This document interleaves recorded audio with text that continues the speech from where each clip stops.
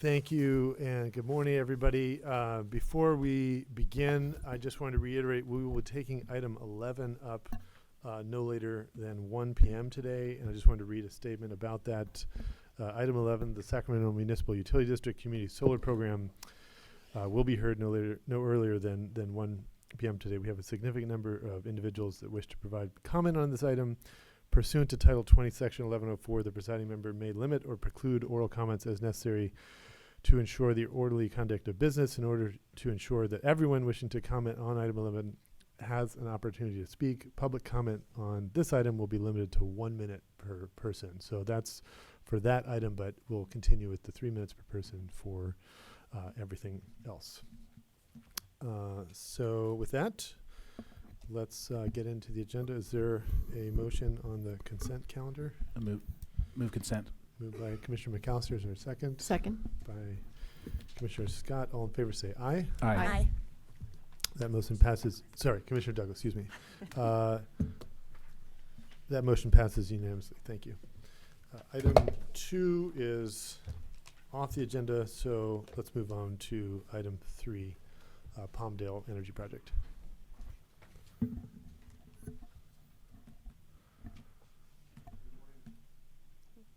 This is on. Okay. Good morning, Chair and Commissioners. My name is Keith Winstead. I'm the Compliance Project Manager for the Palmdale Energy Project in the Siting, Transmission, and Environmental Protection Division. Staff is here today to recommend approval of the Palmdale Energy Project request to terminate certification. With me today from the Chief Counsel's Office is Carrie Willis. The project owner will not be attending today. The Palmdale Energy Project was first licensed by the CEC on August 10, 2011 as a Palmdale Hybrid Power Project, a 570 megawatt hybrid facility using combined cycle and solar trough technology.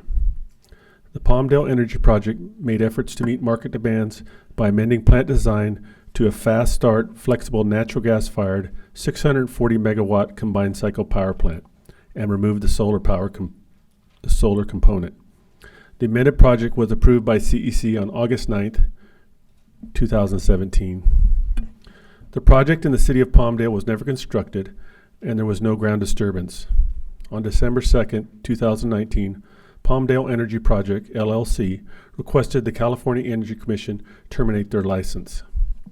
The reason for the termination, as stated in the letter, is there does not appear to be an interest among the state of California, the CAISO, the investor-owned utilities, or the Public Utilities Commission in contracting for natural, new gas, fixed resource, fired resources to support the growing need for flexible resources in the state.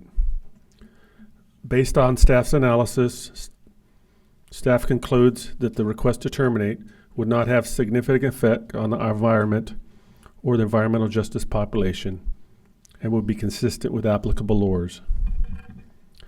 Thank you. If you have any questions, staff is available. All right. I have no questions. Yeah, should we see if is there a public comment on this side? No? No. Yeah, Commissioner Douglas. All right, I'll just comment briefly on this item then. I served on the committee that issued the presiding member's proposed decision in 2011 for this project as a hybrid technology project, and then again in 2017 for the petition to amend the project to use the combined cycle technology only without the hybrid aspect. As has been noted, the project owner has stated that they were unable to secure a power purchase agreement. That can happen. I mean, sometimes we will go through an extensive environmental review and public process for projects that very often at that time do not have a power purchase agreement. And if those projects don't get a power purchase agreement, they won't be built, and that's what we're seeing here. With that, I support the staff recommendation and I move approval of this item. Okay, moved by Commissioner Douglas. Is there a second? Second. Second by Vice Chair Scott. All in favor say aye. Aye. Aye. Aye. That motion passes unanimously. Let's move on to item 4, approval of Disadvantaged Community Advisory Group new member. Good morning, Chair and Commissioners. My name is Christy Chu. I am the staff liaison to the Disadvantaged Communities Advisory Group. You have already been provided with the proposed resolution. The proposed resolution would approve a Disadvantaged Communities Advisory Group member. A vacancy in the group was created last year when a member vacated their position on the group. The Disadvantaged Communities Advisory Group is an advisory body to the Energy Commission and the California Public Utilities Commission. It advises the commissions on the effects of clean energy and pollution reduction programs in disadvantaged communities pursuant to Senate Bill 350. Several candidates applied for the open position. Commissioners Scott and Douglas from the Energy Commission and Commissioners Rex Schaffman and Guzman Aceves from the California Public Utilities Commission selected one candidate to recommend for appointment. The appointee is Mr. Fred L. Bean. Mr. Bean has worked for Southern California Edison's Hydroelectric Department for 25 years. He possesses a wide variety of knowledge and experience in the power generation and electrical transmission and distribution systems. In addition, more recently, he has worked for his own company, Arrowhead Solutions, which provides consulting services in the power industry on Native American issues and is also a real estate investment company. He is affiliated with the North Fork Rancheria of Mono Indians of California and is currently the vice chairman of the Tribal Council. In addition, he is on the Temporary Assistance of Needy Families Advisory Board, which is part of the Tribal Services Program. He also serves on the board of the tribe's Environmental Protection Department. Mr. Bean is very knowledgeable on Native American issues on an individual level and on a tribal organizational level, government-to-government environmental relationships, and social services. He is well qualified to serve on the advisory group. I'm available to answer any questions, and I believe Mr. Bean is on the phone.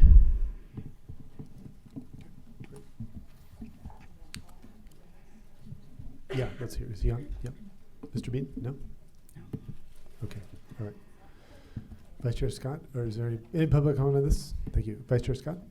All right, well, Christy provided a thorough and excellent summary of Mr. Bean and his qualifications. We are looking forward to working with him on the important work that the DACAD carries out. So if there are no questions, I will move approval of item 4.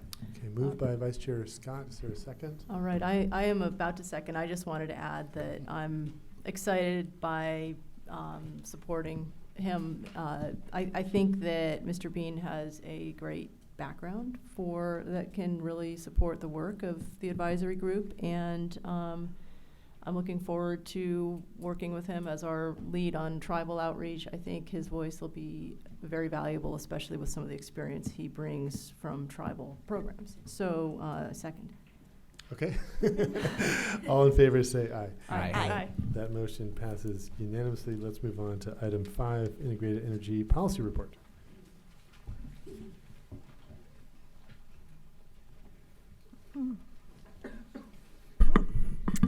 All right, good morning, Commissioners. Staff is requesting that you adopt the 2019 Integrated Energy Policy Report, or the 2019 IPER for short. I'm Heather Raitt, the Assistant Executive Director for Policy Development. The Energy Commission prepares an IPER every 2 years with updates in alternate years to provide energy policy recommendations to the Governor and Legislature. Under Vice Chair Scott's leadership, the 2019 IPER draws on information gleaned from 25 workshops and webinars. The draft was posted on November 8th, 2019, with a request for public comments by November 27th. After careful consideration of the comments, the final version was posted on January 31st with a second opportunity for comments.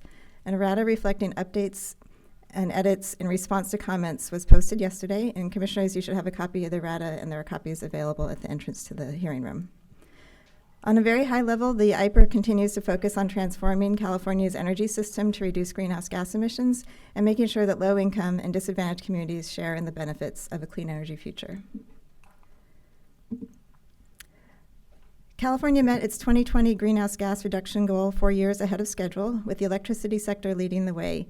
In 2017, greenhouse gas emissions in the electricity sector dropped to more than 40% below 1990 levels, helping to ensure the state is on its way to achieving the 2030 statewide greenhouse gas reduction target set by Senate Bill 32.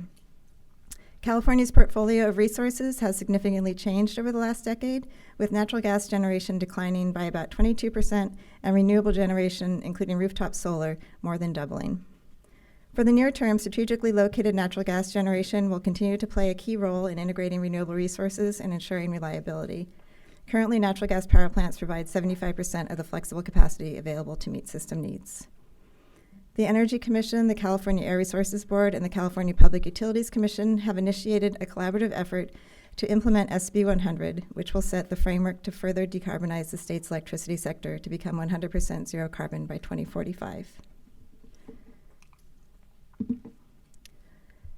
California's building stock accounts for almost a quarter of statewide greenhouse gas emissions, when including fossil fuel consumed on-site, such as gas or propane for heating, and electricity consumption, such as for lighting, appliances, and cooling. Decarbonizing the building sector requires clean supply, deep energy efficiency improvements, and demand flexibility. Traditional energy efficiency programs need to evolve and focus more directly on energy equity and market transformation efforts related to low-carbon technologies, whether within electric or gas end uses, or in support of fuel substitution. To reduce greenhouse gas emissions in buildings, options include making gas-powered products more efficient, electrifying end uses previously served by natural gas, and switching to low greenhouse gas fuel sources, such as renewable natural gas. Load flexibility can help system operators manage steep load ramps, such as in the evening when load remains high and the sun sets.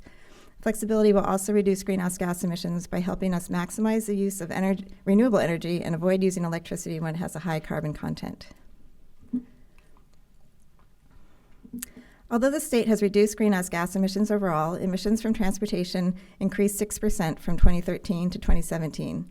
Transportation emissions account for roughly 50% of in-state greenhouse gas emissions when including emissions from refineries.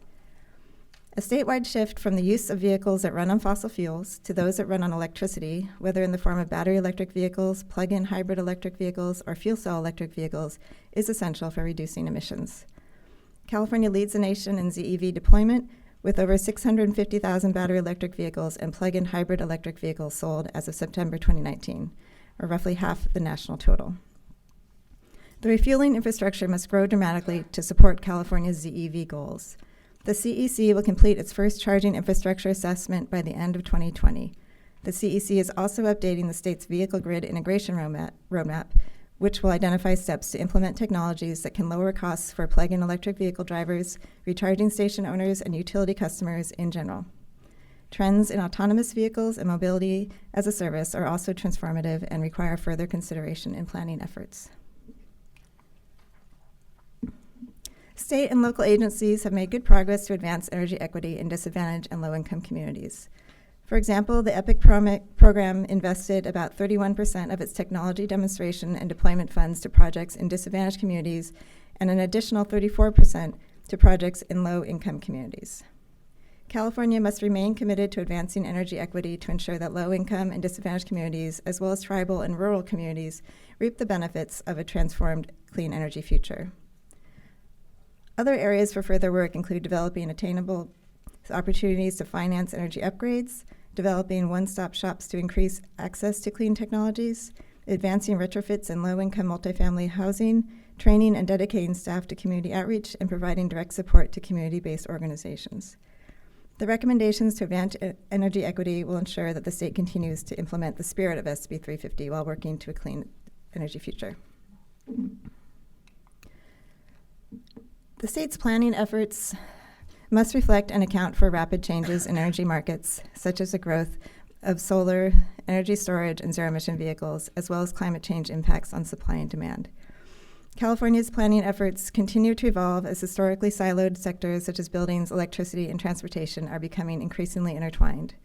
The CEC is conducting critical research to identify strategies, analytics, and technological solutions to help plan for and achieve our energy and climate goals.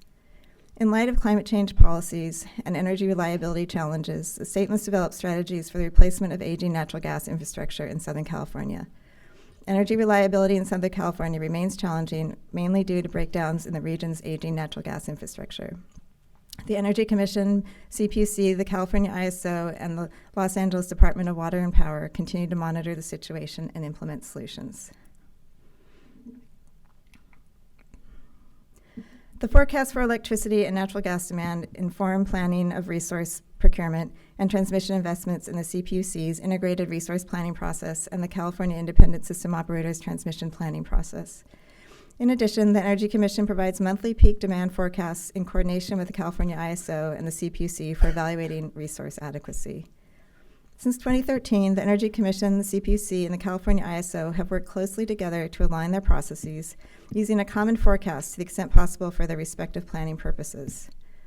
The Energy Commission adopted a new 10-year electricity and natural gas demand forecast at the January 22nd business meeting. The 2019 mid-baseline forecast shows that about 4% lower system peak and 7% lower electricity sales by 2030 than previously forecast. This is largely a result of increased PV adoption, projected electric rate increases, new savings from building and appliance standards, and slower economic and demographic growth.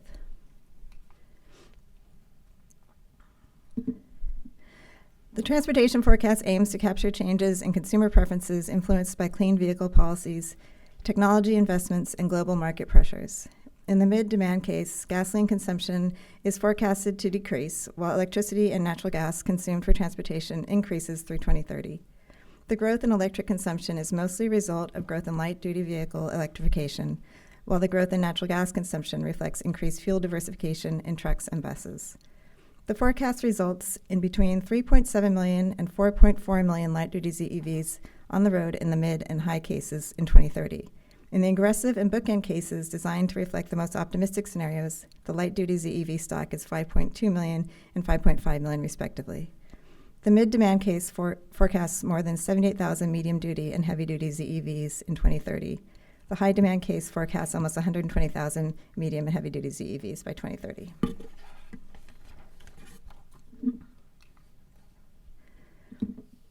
The Energy Commission's ongoing investments in research and development are critical tools for adapting to the changing climate and reaching carbon neutrality in a resilient and cost-effective manner. Efforts to protect safety and increase resiliency have taken on renewed urgency as planned power shutoffs intended to protect public safety during extreme wildfire risk were used at unprecedented levels in October 2019. Climate science must be actionable on a local level, and the state must prioritize research and actions that support climate resilience in California's communities that are most vulnerable to climate change. Planning for the effects of climate change in the energy sector, identifying pathways to achieve decarbonization of energy use, and developing innovative solutions must be rooted in science-based understanding. So I'd like to conclude by saying that California's leadership continues to be critical to achieve a clean energy future, and the recommendations in the IPER will help us meet our climate and energy goals. So that concludes my presentation. Again, staff requests that you adopt the 2019 IPER, incorporating the changes detailed in the errata. Thank you. Great. Thank you, Heather, and thank you to Vice Chair Scott and Commissioner McAllister for all your work on this year. It is a lot of work. It's a lot of time. It's a lot of workshops. It's a lot of document reviews, and it's a big additional job on top of what you all do every day. So I just want to acknowledge that. And Heather, thank you for keeping the trains running on this document over all these years. I didn't get any blue cards, but is there anyone in the room or on the phone wishing to make a public comment? If not, let's turn it over to Vice Chair Scott. Hey, wow. It's an exciting morning. Thank you, Heather, so much for your excellent presentation. As you all know, the development of our IPER is always a very public and transparent process, and I want to note that we appreciate all of the stakeholder and public input that we received. As Heather mentioned, we held 25 workshops and webinars to get the information that fed into the 2019 IPER, and we had public comment periods following the posting of public comment periods following the workshops, but also the posting of both the draft and the final. So we appreciate the comments that we received from everyone. We carefully considered those comments and made revisions in response to those comments where we felt it was appropriate. I think these themes that we talked about in the IPER this year are really big themes, a lot of challenging topics, and one of which was front and center is how we transition to a decarbonized energy system in an equitable way. And we recognize that there are multiple pathways for how to get there. And so what we really tried to do with this year's IPER was spend some time being deliberate and measured and hearing from experts all around this space about which pathways they think are the best ones. What combination should the state be using? How can we get where we need to go? And so we really spent some time digging into that and exploring that area. I wanted to highlight also what Heather said on equity It was a theme, of course, throughout the IPER this year, but we also took the opportunity to really dig in and assess the progress that has been made to date after SB 350 was put forward. And a lot of what we talked about during that workshop, which was kind of a marathon, it had a lot of really good information. Each one of the panels probably could have been its whole own day or whole own week of information. But this all tied back to the SB 350 barrier studies and looked to see the progress that the state and all the agencies have made working together. And as Heather mentioned, what we want to do is ensure that the state continues to implement the spirit of SB 350 while we're working to achieve the 100% clean energy future and really make sure that all Californians are engaged and involved in the transition. I also wanted to mention a little bit about the 10-year demand forecast that we did, of course, this year. And it's what we always do in the odd years for the IPER. And I want to commend our Energy Assessments Division for the excellent work that they did on that. Because as our energy system continues to evolve, there's a number of new complexities that are added to the forecast. And our team is doing a great job keeping up with that. There's a lot of big data, there's a lot of regional data, there's a lot of local data. Technologies are changing, everything is moving really quickly, and staying on top of that to help forecast for the state is an important job, and they do a great job. They also work really collaboratively with our sister agencies, and they do this all in a robust and transparent public process. So I wanted to call some attention to that. And then I kind of want to transition into the thank yous for folks. So bear with me, there were 25 workshops. There's a ton of work that went on. Lots of staff helped to put this together. We had sister agencies come in. I really appreciate all of our sister agencies for lending their expertise, both from the dais and also in the presentations. And all of the experts who helped us and participated in the workshops, provided comments, participated on panels. This is how we get a lot of great information, and it is a lot of fun for me to hear from experts all around the world, all around the state on these cutting-edge topics in these workshops. It's just where you're always learning something new, and I think that's something really fantastic about the Integrated Energy Policy Report. So let me start by thanking also our IPER team. So Heather Raitt, Stephanie Bailey, Raquel Kravitz, Denise Costa, and Harrison Reynolds. These guys do an amazing job every day. They run these workshops, they get the notices out, they make sure all the panelists have everything that they need, and it just goes smooth all of the time. And it's because they put a lot of dedicated, thoughtful, hard work into running that. And so I just want to say how much I appreciate the fantastic work that you all do every day. I want to thank Commissioner McAllister, who is my lead on this year's IPER, and he really did a lot of digging into the forecasting work. And also his team, Brian Early and Fritz Fu. You guys have all been really terrific partners, and it was a lot of fun to work with you on this year's IPER.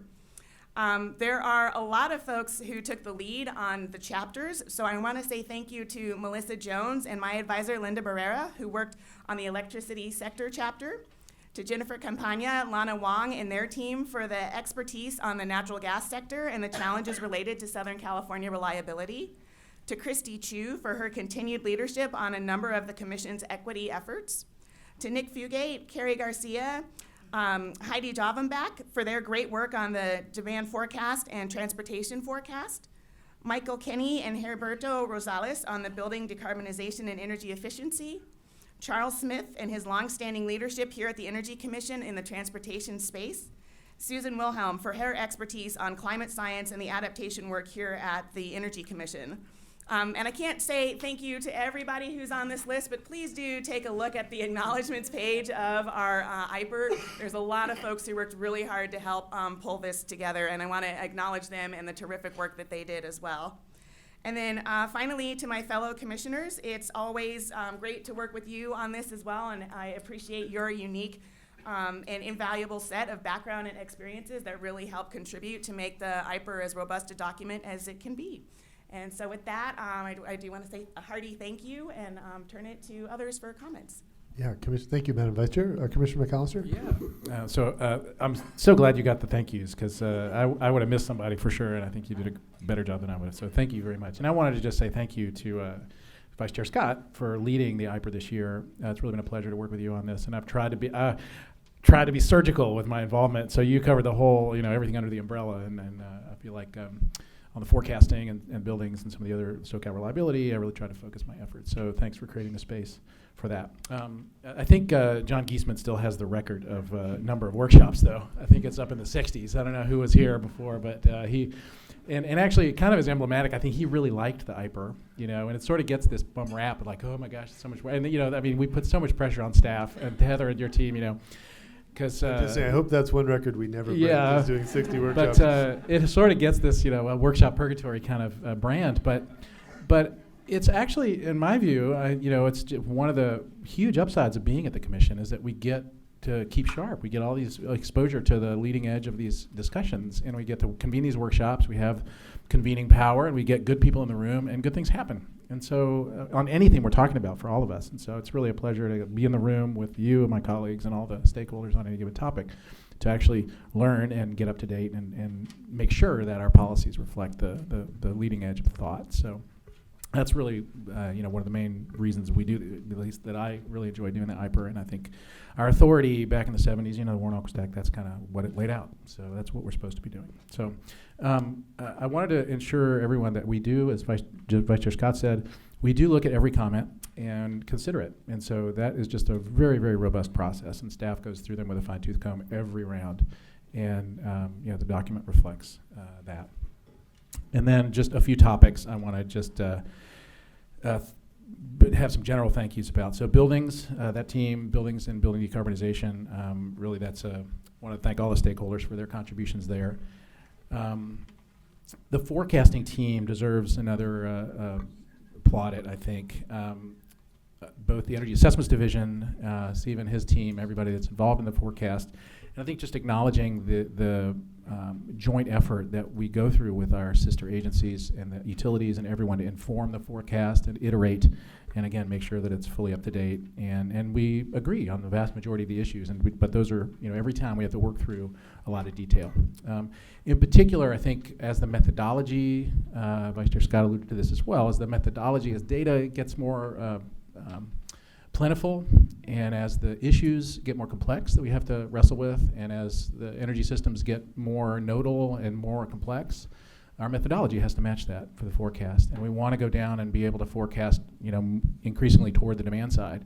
So it's a lot more data. It's a lot of analytical challenge. And so, you know, rising to that challenge is something that the Assessments Division, I think, is really doing and targeting big things in the future as well. So I'm very optimistic about that. On the SoCal reliability chapter, I want to just thank our colleagues, largely at the PUC as well as the staff here at the Energy Commission. You know, they're complex topics, and a lot goes into the process there to get to where the chapter ends up. So I want to just thank staff for helping that facilitate that conversation. And then also all the natural gas stakeholders. You know, that chapter and the work we did this round on natural gas, I think. Lots of different opinions about natural gas. It's a bit of a thorny issue, and I think you know, everybody coming to the table to, you know, put their cards down and kind of have a discussion is really important.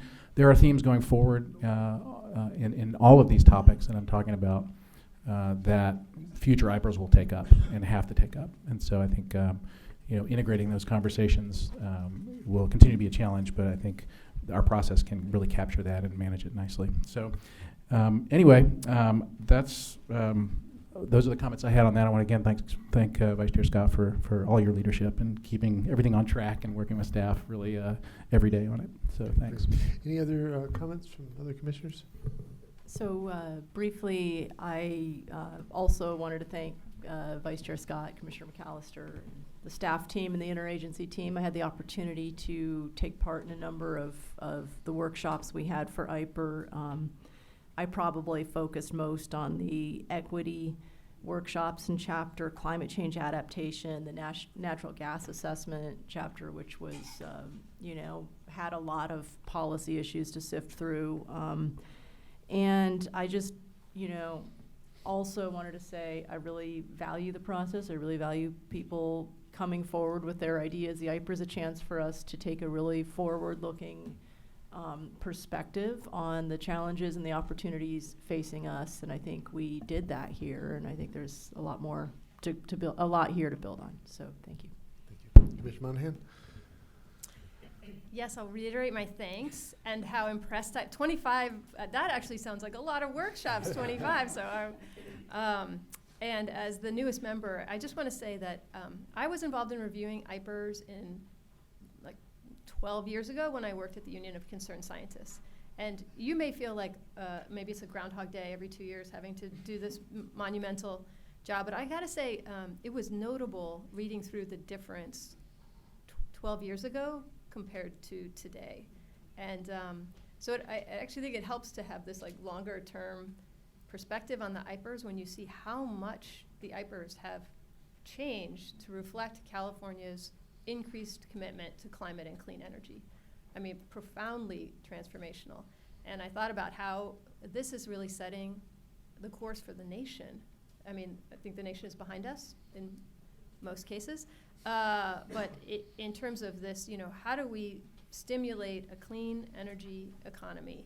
How do we create jobs here in California that are good and durable as we clean up the grid, clean up our transportation system, clean up buildings, and the opportunity for us to have this future where everybody benefits is right before us. And I think the IPER, with its nerdy hundreds of pages, is actually emblematic of that. So just kudos to you all and to the team and to Heather and to everybody who was involved in this.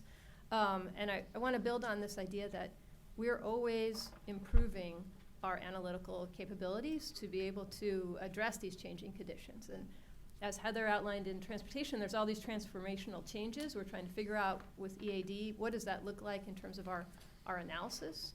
And increasingly, how do we analyze what it means if we do EV charging correctly, and what does it mean if we do EV charging incorrectly to the grid and to our demand forecast? And as all these things start coming together, this is a great, the IPER is a place where we get to sink our teeth into these thorny issues and really wrestle analytically and identify what are the policies we need to get to the end game that we all want. So that's all I have to say, so thank you. Thank you, Commissioner. All right, is there a motion for item 5? I'll move approval of item 5 with the errata. I will second. All right, all in favor say aye. Aye. The motion passes unanimously. Let's move on to item 6. Before we take that up, I just wanted to make a few brief comments on that. We're hearing today from a number of local governments about their proposed energy codes. I just want to be clear, the California Energy Commission as an agency, we fully support and welcome and encourage local government leadership to decarbonize the building sector. It's been absolutely essential. In fact, Governor Newsom, when he was mayor of San Francisco, convened an event called World Environment Day, where he had the mayors of the 100 biggest cities in the world come together in San Francisco to sign urban environmental accords with each other. We are in today an urban society, both here in the United States and globally. In fact, the trend population-wise it continues toward urban areas, and so leadership at the local level, particularly in cities, is essential. However, I want to be clear that the responsibility of the Energy Commission here is highly, highly prescribed. So we are basically looking at two things. Did the proposed code, does it violate Title 24, or is it actually stronger than our state energy code? And did the local government consider cost? And if the answer to those two questions is yes, the policy gets approved. That's been how we've been doing this. We'll be going forward. We've approved over 100 REACH codes from local governments since 2000. And as I said, we want to see more of that. But the venue for debating the specifics of the policies is not at the Energy Commission. It's at the local process, local hearings of each of these local governments. I just want to make that clear because I think the volume of these has been increasing. And I think it's worth just noting what our scope of responsibility is. So with that, let's go ahead and take up item 6. Good morning, Chair and Commissioners.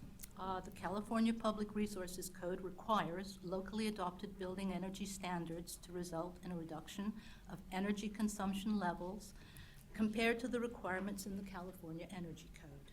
As a consequence, in order for a local standard to be enforceable, the local jurisdiction must file its determination that its standards are cost-effective with the CEC, and the CEC must find that the local standards will require a reduction of energy consumption levels compared to the statewide energy code. 9 jurisdictions have submitted applications for Commission consideration at this business meeting. They are the cities of Berkeley, Brisbane, Healdsburg, Milpitas, Mountain View, Palo Alto, Santa Rosa, Windsor, and the town of Los Gatos. Among them, 4 jurisdictions require that new low-rise residential construction be all electric.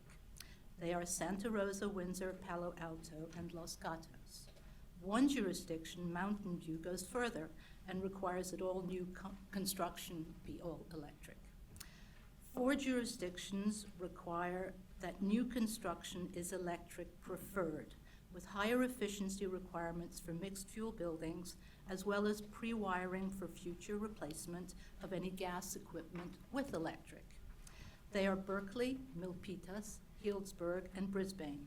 1 jurisdiction, Palo Alto, requires electric preferred for all buildings other than low-rise residential, pairing it to their requirement that low-rise residential construction be all electric.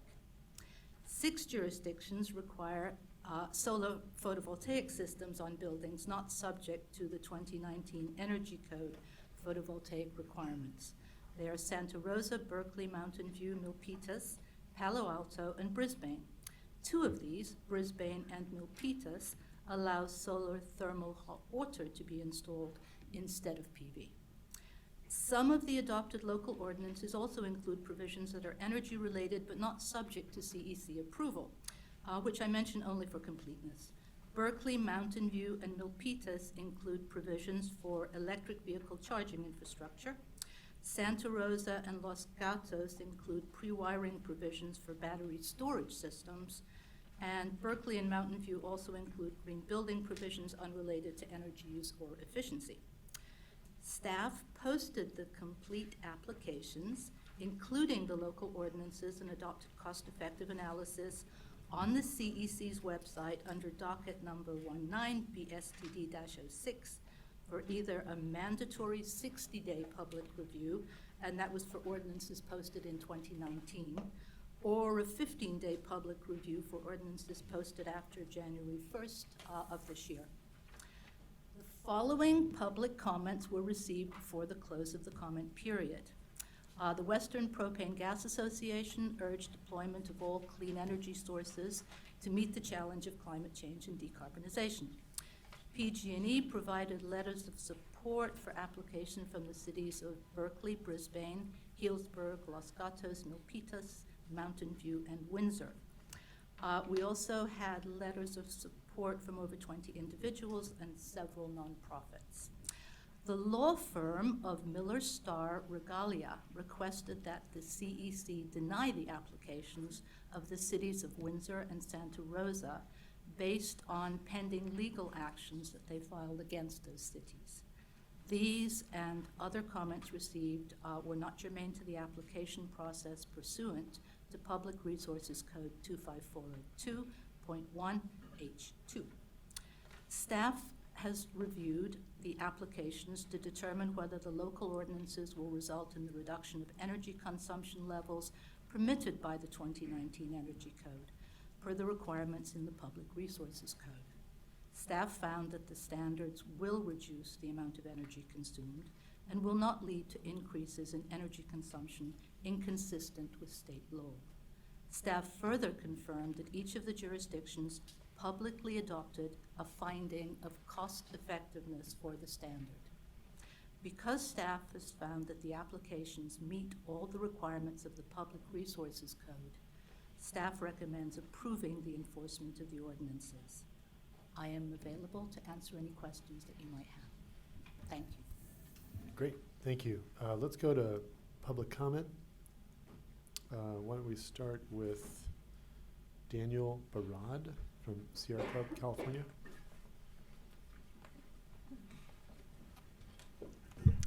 Good morning, Daniel Brad here on behalf of Sierra Club California, representing 13 local chapters in California, 500,000 members and supporters throughout the state.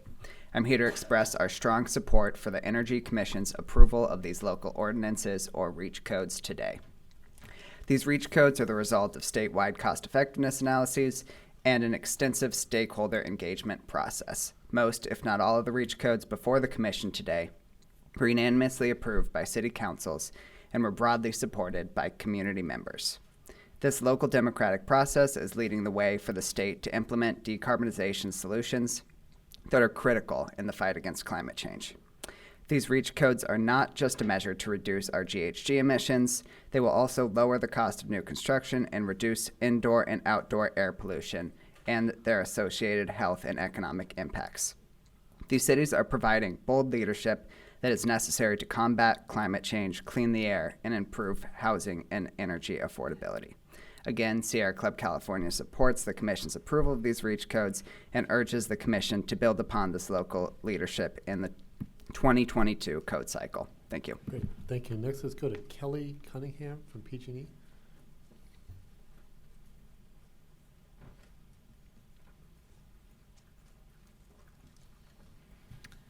Just here to publicly reiterate our support. PG&E strongly supports California's clean air goals and is proud to serve electric and natural gas to the jurisdictions we serve.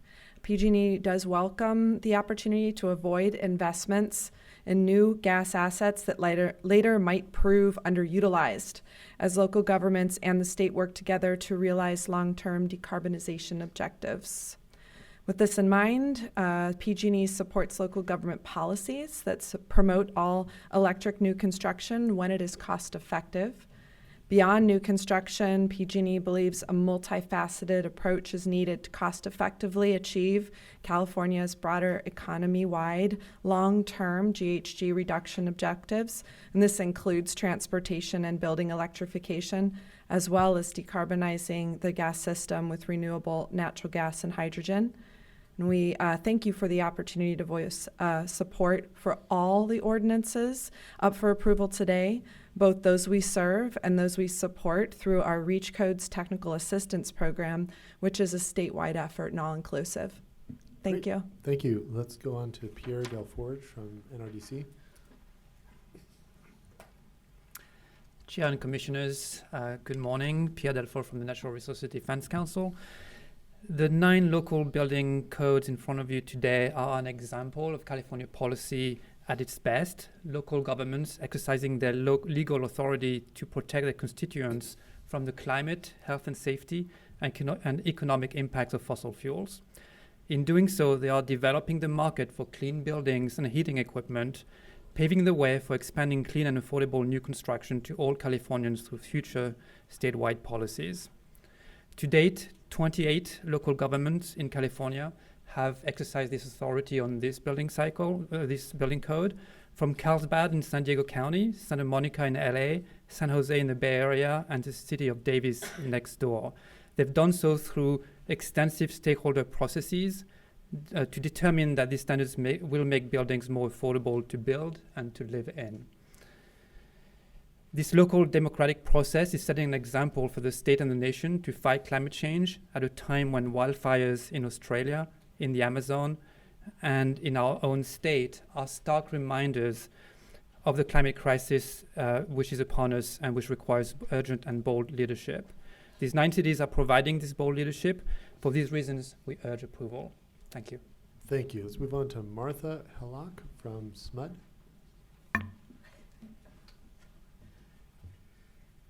Thank you.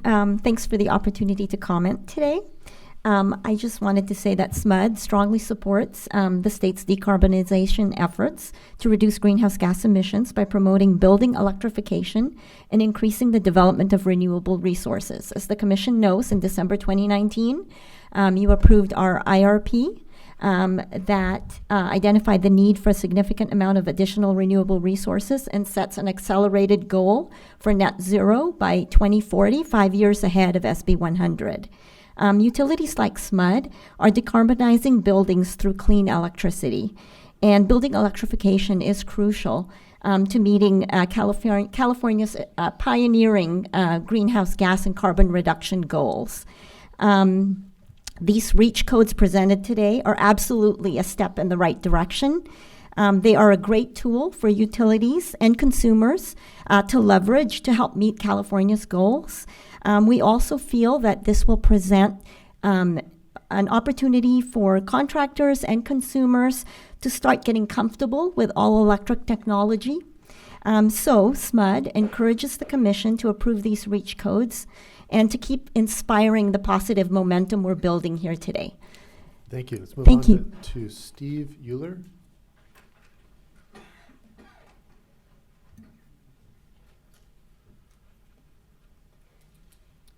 My name's Steve Euler, that's U-H-L-E-R. The CBAC program, I'm wondering what kind of modifications are going to be required in order to implement these standards. I take it that you read all my comments related to the subject matter. I'm really interested in a quoted statement in the finding and resolution that didn't show up until Friday evening, this last Friday, that talks about substantial change in factual. Yet it doesn't cite any law that's about. I'd like to know what that is about. The findings that the commission has found, did they ensure that the proper version of CBAC was used? Did they ensure that CBAC doesn't have any critical faults, particularly when it comes to going all electric? As you just voted for the IPER, I see that you agree that electricity has carbon in it.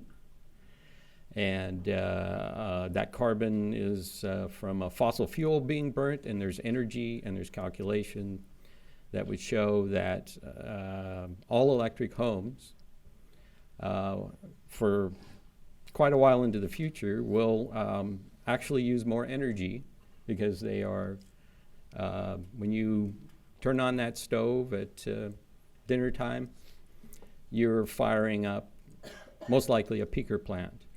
And that's in that consideration. So also I requested, and I have requested multiple times, the certification process for the CBAC program. On Thursday, I received a link to a code management directory that's on the web. And after going through there, I found things like missing standby losses for things like small electric water heaters. I also didn't find any flow chart for any of this software. So I have a concern that the folks who are using this software, the commission has really delivered something that allows them to calculate what the energy use will be when these codes are in place. And then also, what is the effect of 25402.2, because you can prohibit somebody from doing any of this stuff. These would be a building standard, not otherwise in statute. So are you going to follow through with 25402.2? Thanks. Thank you. Let's move on to Kevin Messner from the Association of Home Appliance Manufacturers. Thanks. Good morning. Kevin Messner with the Association of Home Appliance Manufacturers. I just wanted to comment on, we represent products in the home that are dryers and cooktops in this area space. So we make both electric, our members make both electric and gas appliances. But this larger issue, I just wanted to express caution in the sense there's cooking, gas cooking. There is a lot of interest in ability to cook using a gas cooktop. And also for dryers, for the larger dryers, gas drying can be more efficient the larger you get, and the need for that energy, and also cycle times enter into it, which has been an issue that's come out larger and federally as well, cycle times. And also that there are potentially alternatives beyond, if natural gas is the worry, there are other alternatives that could come down the pike, so you could plumb a house and still use other potential alternatives in the future. So just wanted to raise those. Like I say, our members make both appliances, so they'll sell them both, but there are consumer interest in having the choice and the ability to use both. So thank you. Thank you. Do we have any public comment on the phone? All right, let's move on. Commissioner McAllister? I'm sorry. Sorry. Bob Raymer? I didn't have your card. Yeah, go ahead, Bob. My apologies, I didn't put in a blue card, but I'm Bob Raymer with the California Building Industry Association. And while we don't have a position on the local ordinances before you today, I wanted to bring to your attention an odd situation that's popped up in just the last 2 days. Whether it's by local mandate or through a variety of local initiatives, the building industry has always been very interested in trying to acquire a variety of incentives, be them regulatory or financial economic incentives, to help encourage the building industry to go in certain directions. And over the years, new solar home program, the PV compliance credit, now the battery storage credit, it helps the industry sort of move in directions at a relatively balanced speed, and they've had enormously great results. Oddly enough, as you look through all these ordinances, the common theme is electrification. We understand that, the state's going to that, and we want to be a party to that. Over the last 2 days, in 2 separate venues, I've come across an instance where I'm hearing that local jurisdictions are requiring gas line extensions to homes that will be all electric. And I'm not familiar with statute that requires that. I'm not familiar with the PUC, whether it be Rule 15, 15.1, or 16. I have no idea why this is. We're going to be looking into it, but I suspect we're probably going to be coming to the CEC and the PUC for assistance in this. But as you can imagine, not having to put in the gas line extension will save us probably about $1,500 to $2,000 a house in large production housing communities. So with that, I just wanted to put that on your radar, but we're going to be following up on that. Great. Thank you Mr. very Raymer. much. Appreciate it. Commissioner McAllister. Yeah, thanks, Mr. Raymer. So I guess I wanted to actually just make a couple brief comments and actually first ask staff a question, because this issue of diminution of energy consumption, I think maybe Peter, you could sort of walk us through what that looks like in these cases of all electrification. Sure. So the Energy Commission has previously found that switching from a depletable resource to a renewable resource is conservation of our depletable energy reserves, of like our strategic gas reserves and what have you. In that respect, any load that you can shift from being a non-renewable node to a renewable load saves energy. And so this electrification means these resources can now first leverage the renewable portfolio that we have in California, where nearly half, if not more than half, depending on time of day, of our energy is coming from renewable sources just by being connected to the grid. And it enables that building to make use of on-site renewable technologies. So for that reason, we find that these electrification ordinances do lead to energy savings. Sorry, just a little thing going on the throat. So on that basis, we're able to find that this minimum bar of diminution is met. Mm-hmm. And maybe there's an example regarding the electric ready homes, right? That sort of with some pretty easy assumptions, you can kind of get to a future where that diminution has actually happened. Correct. In fact, I would say electric ready pairs very nicely with solar ready. Mm-hmm. At the moment that you want to install solar panels, if you still have gas equipment and now you have a solar resource. I'm sorry, I meant to say solar ready, sorry. Oh, sorry. So yes, we adopted solar ready requirements many years ago because to enable that, to make houses more likely to be able to install solar, a certain percentage of those will eventually install solar where they otherwise wouldn't have because they don't have the right roof space. So that too, we can project and say this is going to lead to some non-zero amount of savings from people being able to do this. And as we look at electric ready requirements, that some of these are electric preferred or electric ready, certainly those go hand in hand to say when you've got the solar resource on site, you can then pair that to electric equipment. Electrification means now that you have electric equipment there, you can easily pair that to on-site solar and get a lot of benefit out of it. So, yeah, great. Okay, so just wanted to bet that out there. So thanks for that more detailed explanation. And then I guess the only other thing is that as in the past, I was not at the business meeting where we adopted a bunch of these a couple months ago. But we're not in the business of second guessing the motivations of the local governments. They bring these applications, we check the boxes, and if legal has anything they want to further explain about that, you'd be more than welcome. But in terms of having made a finding that it is cost effective and having in our showing on the energy front that it actually is a diminution. That's really all we have to do. And local government leadership, we know how important it is, and so we want to support their actions and not sort of and as long as they comport with state law and regulations. So, is there anything else to be said there? No, it's okay. Any other comments from other commissioners on this item? If not, do we have a motion? I'll move this item. 6. Move this item. Is there a second? Second. All in favor say aye. Aye. Aye. Motion passes unanimously. Let's move on to item 7, Association of Home Appliance Manufacturers Kitchen Range Hood Directory and Program Approval. This item is actually mine, so I'll go ahead and get started. First, good morning, Chair and Commissioners.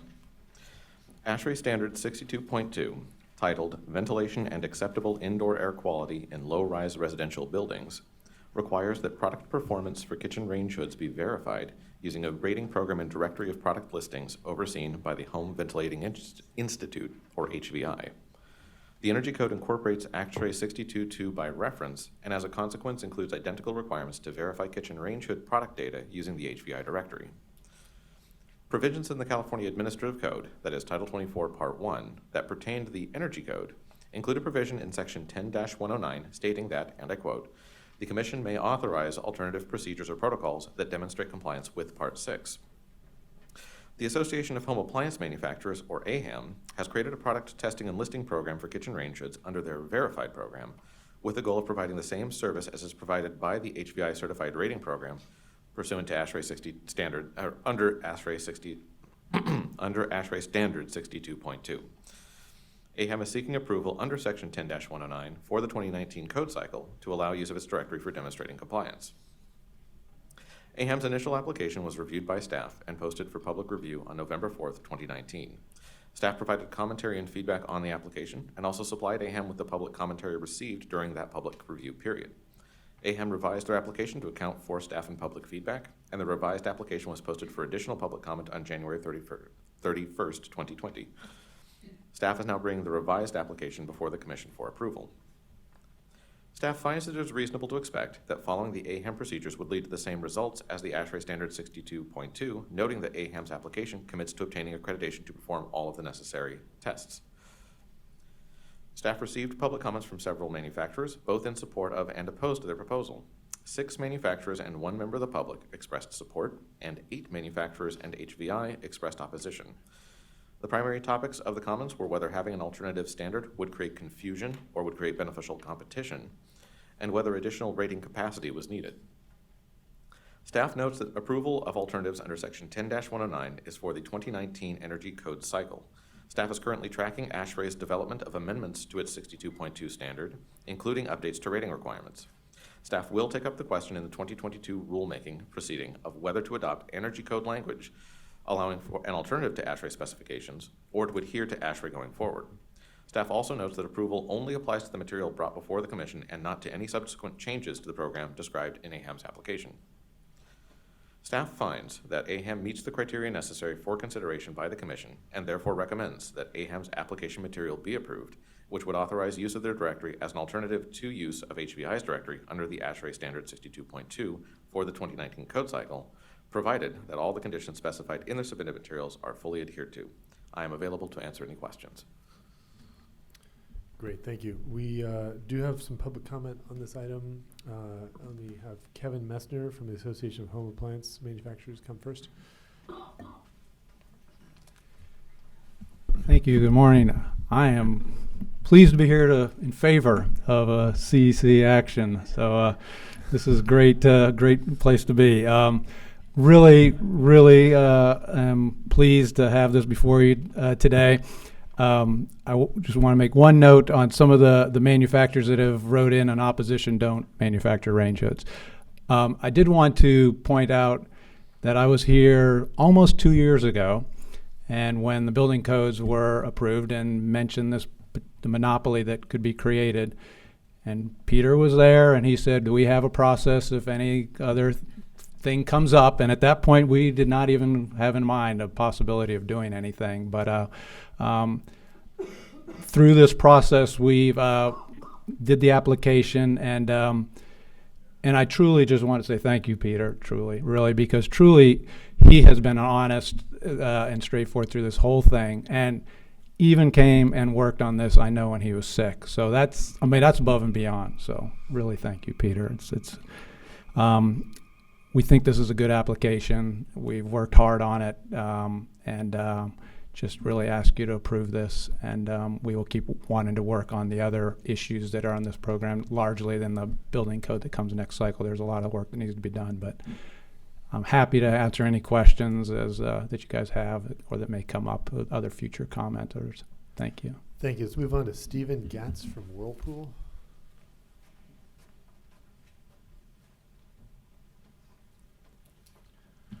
Good morning, Steve Gates. My name is Steve Gates, representing Whirlpool Corporation, and I too am pleased to hear that the Commission is in favor of this proposal. We strongly support AHAM as an alternate certification body. This is not primarily an issue of existing lab capacity. It would also provide manufacturers a single source for performance standard issues across multiple product lines. Our dishwashers, refrigerators, cooking appliances, and numerous others are overseen by AHAM. They utilize consensus-based policies and procedures, have existing relationships with the Department of Energy, Energy Stars, CEC obviously, and global involvement with IEC performance standards, where we've already started working to bring some of the US type requirements over to international ones for harmonization. I'd also like to provide some specific responses to some of the latest HVI objections. Wasn't my intent, but there's pretty much targeted some of us manufacturers. While they state, as Kevin said, that its manufacturers or members are strongly opposed to AHAM, we were not consulted, and several other members have also presented their support for AHAM. And most of the support for HVI came from members, as Kevin said, without listed range hoods. Several members have commented how ASHRAE 62 references AMCA and HVI. We agree with those comments that they're separate clauses in the building code. And HVI is not in a position to start qualifying competitive labs. It's just an obvious conflict of interest. The backlog that was created by HVI, that's currently the pig and the python, as one referred to it, was created because the condition that was required for California wasn't previously required and created a whole bunch of workload for everyone. The reinstatement of AMCA as an alternate lab was approved back in September of 2018. However, it was purposefully omitted from many of their meetings, 2 general membership meetings, and wasn't discussed again until June of 2019. So it definitely put us in a difficult position. Equitable rating programs such as AHAM provide manufacturers or allow manufacturers to choose a certification body based upon factors they consider important, such as membership costs, responsiveness, and interaction with other bodies such as ASHRAE and, as I mentioned, the IEC.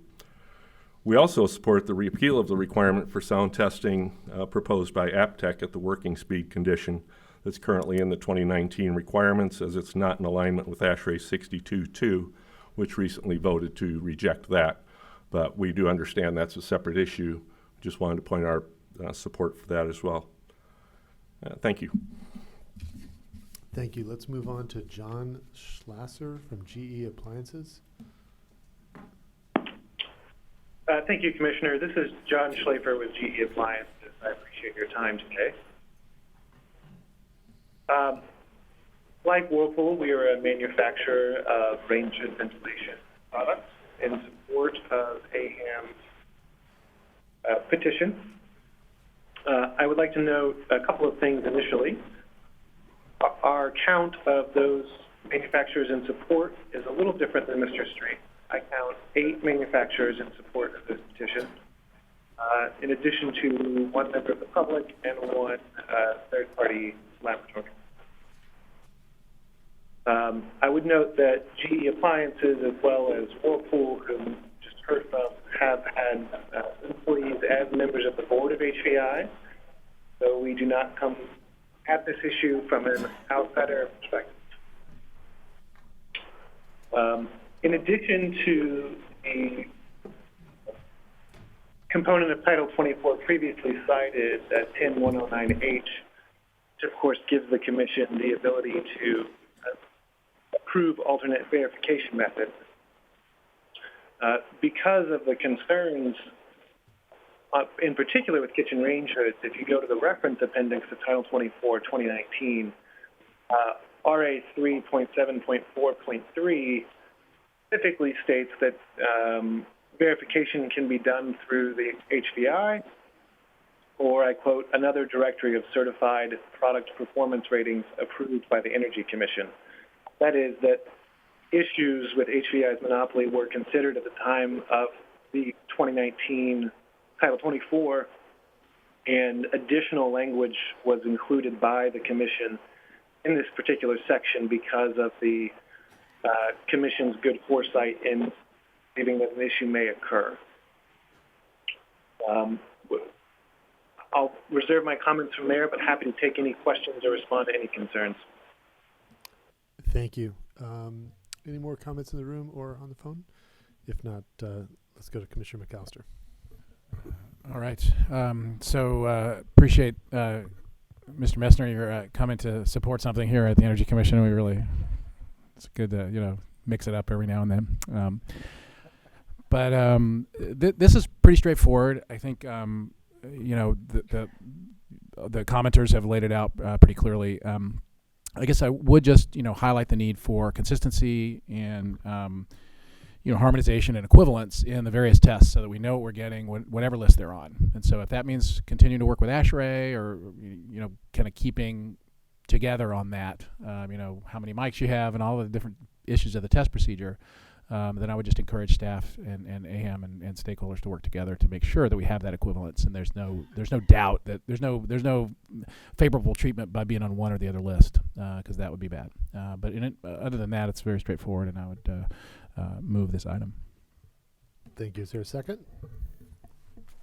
Second. Second by Commissioner Douglas. All in favor say aye. Aye. Motion passes unanimously. Let's move on to item 8. Right Energy Title 24 Residential Compliance Software.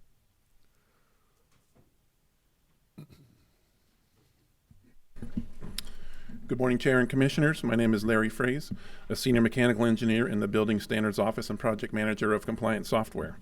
I'm here to ask for your approval of RightSoft's Right Energy Title 24 version 2019.1.1 software as an alternative calculation method for showing compliance with the 2019 Energy Code for newly constructed low-rise single-family residential buildings. Staff has confirmed that the applicant is in compliance with the requirements of the adopted alternative calculation method approval manual. CBEC Res 2019 was approved in May of 2019 as the CEC's version of compliance software. And by approving Right Energy Title 24 version 2019.1.1, the building industry will have another choice of software with an alternative user interface to demonstrate compliance with the 2019 Energy Code. Thank you, and I'm available to answer any questions you have. I do not see public comment on this item. Is there anyone in the room wishing to make a comment? Mr. Euler? Yeah, go ahead.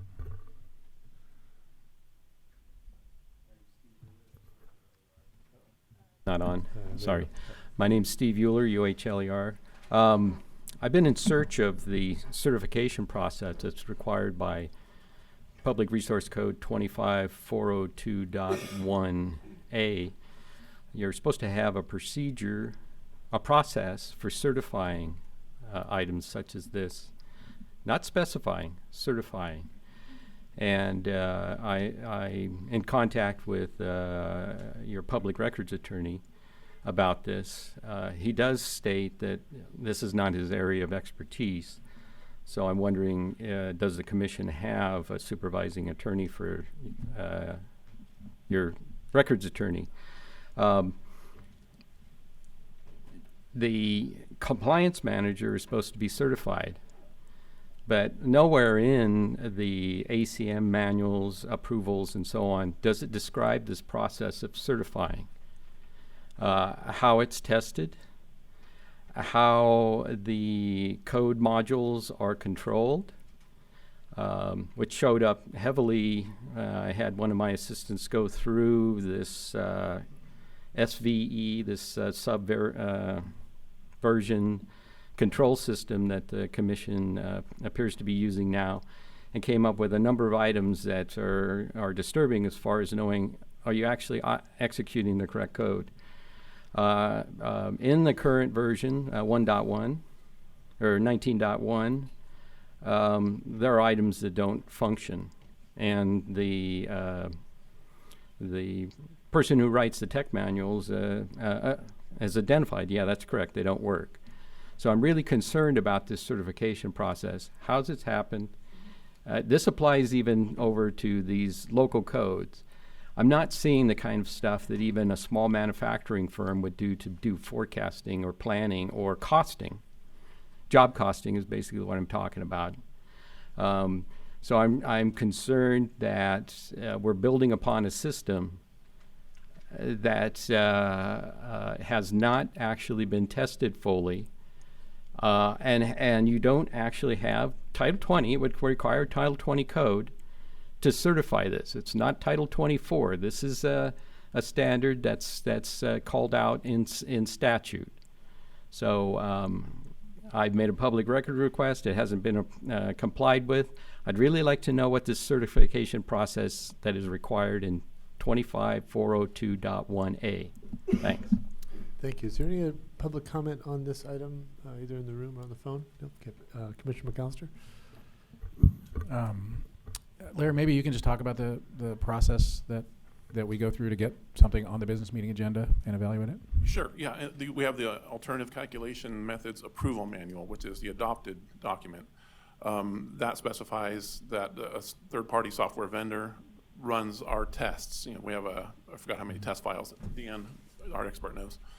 And we run the test through that certified, through the proposed software, and if the results are within a pretty fine margin of compliance margin, then it meets our approval requirements. So then we post it. We notify it through the business meeting, and we get it approved. Yeah, thanks. And then going forward, there's a process for, anybody who wants to say, hey, I noticed something, they can give staff the heads up, we and it have can get fixed, and it's just we have the residential and commercial support emails, and it's Deanne was one of the big ones for the residential, and I'm on the commercial side. Yeah, yeah. So I just want to reassure that there is a process in place, and it's well known. Okay. So all right. Make that So motion? so I'll move item 8. Is there a second? Second. Second by Vice Chair Scott. All in favor say aye. Aye. Aye. That motion passes unanimously. Let's move on to item 9, adopting Energy Commission determination finding Glendale Water and Power's integrated resource plan consistent with the requirements of SB 350. All right. Good morning, Chair and Commissioners. My name is Liz Gill, and I'm in the Planning and Modeling Unit in the Energy Assessments Division, and I reviewed the Glendale IRP. Today, I'll present the review of Glendale Water and Power's IRP and propose adopting the Executive Director determination, finding it consistent with SB 350 requirements, specifically Section 9621 of the Public Utilities Code. As a status update, all 16 POUs have submitted their IRPs, 15 Executive Director determinations have been adopted, and today we bring forth the final IRP for adoption. The next step is that the POUs are required to adopt their next IRP by January 1st, 2024, so we expect to repeat this cycle in about 4 years. All right. As review, in their IRPs, the POUs must plan to meet the 2030 CARB-established GHG reduction targets and renewable portfolio standard requirements. Along with the GHG reduction and renewable energy goals, staff reviewed the IRPs to ensure the POUs adequately address preferred resources in key planning areas, including energy efficiency and demand response, energy storage, transportation electrification, reliability, and minimizing local air pollutants with an early priority on disadvantaged communities. All right. So this slide provides an overview of Glendale Water and Power.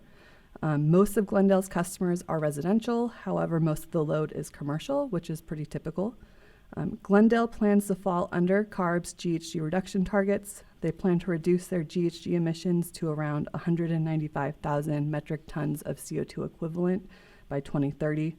Part of this reduction is because Glendale stops receiving coal-powered electricity from Intermountain Power Plant, or IPP, by 2025, which will be replaced by natural gas generators. Glendale is also planning on meeting the 60% RPS by 2030 through procuring additional wind and solar resources. Between 2019 and 2030, there are several planned changes to Glendale's resource mix, in addition to adding new solar and wind resources and the replacement of IPP with natural gas generators. Glendale will replace Grayson Power Plant Units 1 through 8, which are scheduled to retire in 2021 and is a key resource for local reliability. Glendale found the replacement resource mix that could meet local reliability to be local distributed energy resources and load reduction, battery storage, and natural gas-fired internal combustion engines. However, before any internal combustion engines can be procured, the Glendale City Council is requiring Glendale to conduct another request for offers for additional zero-carbon resources and to receive City Council approval. Right, so in conclusion, staff finds the Glendale IRP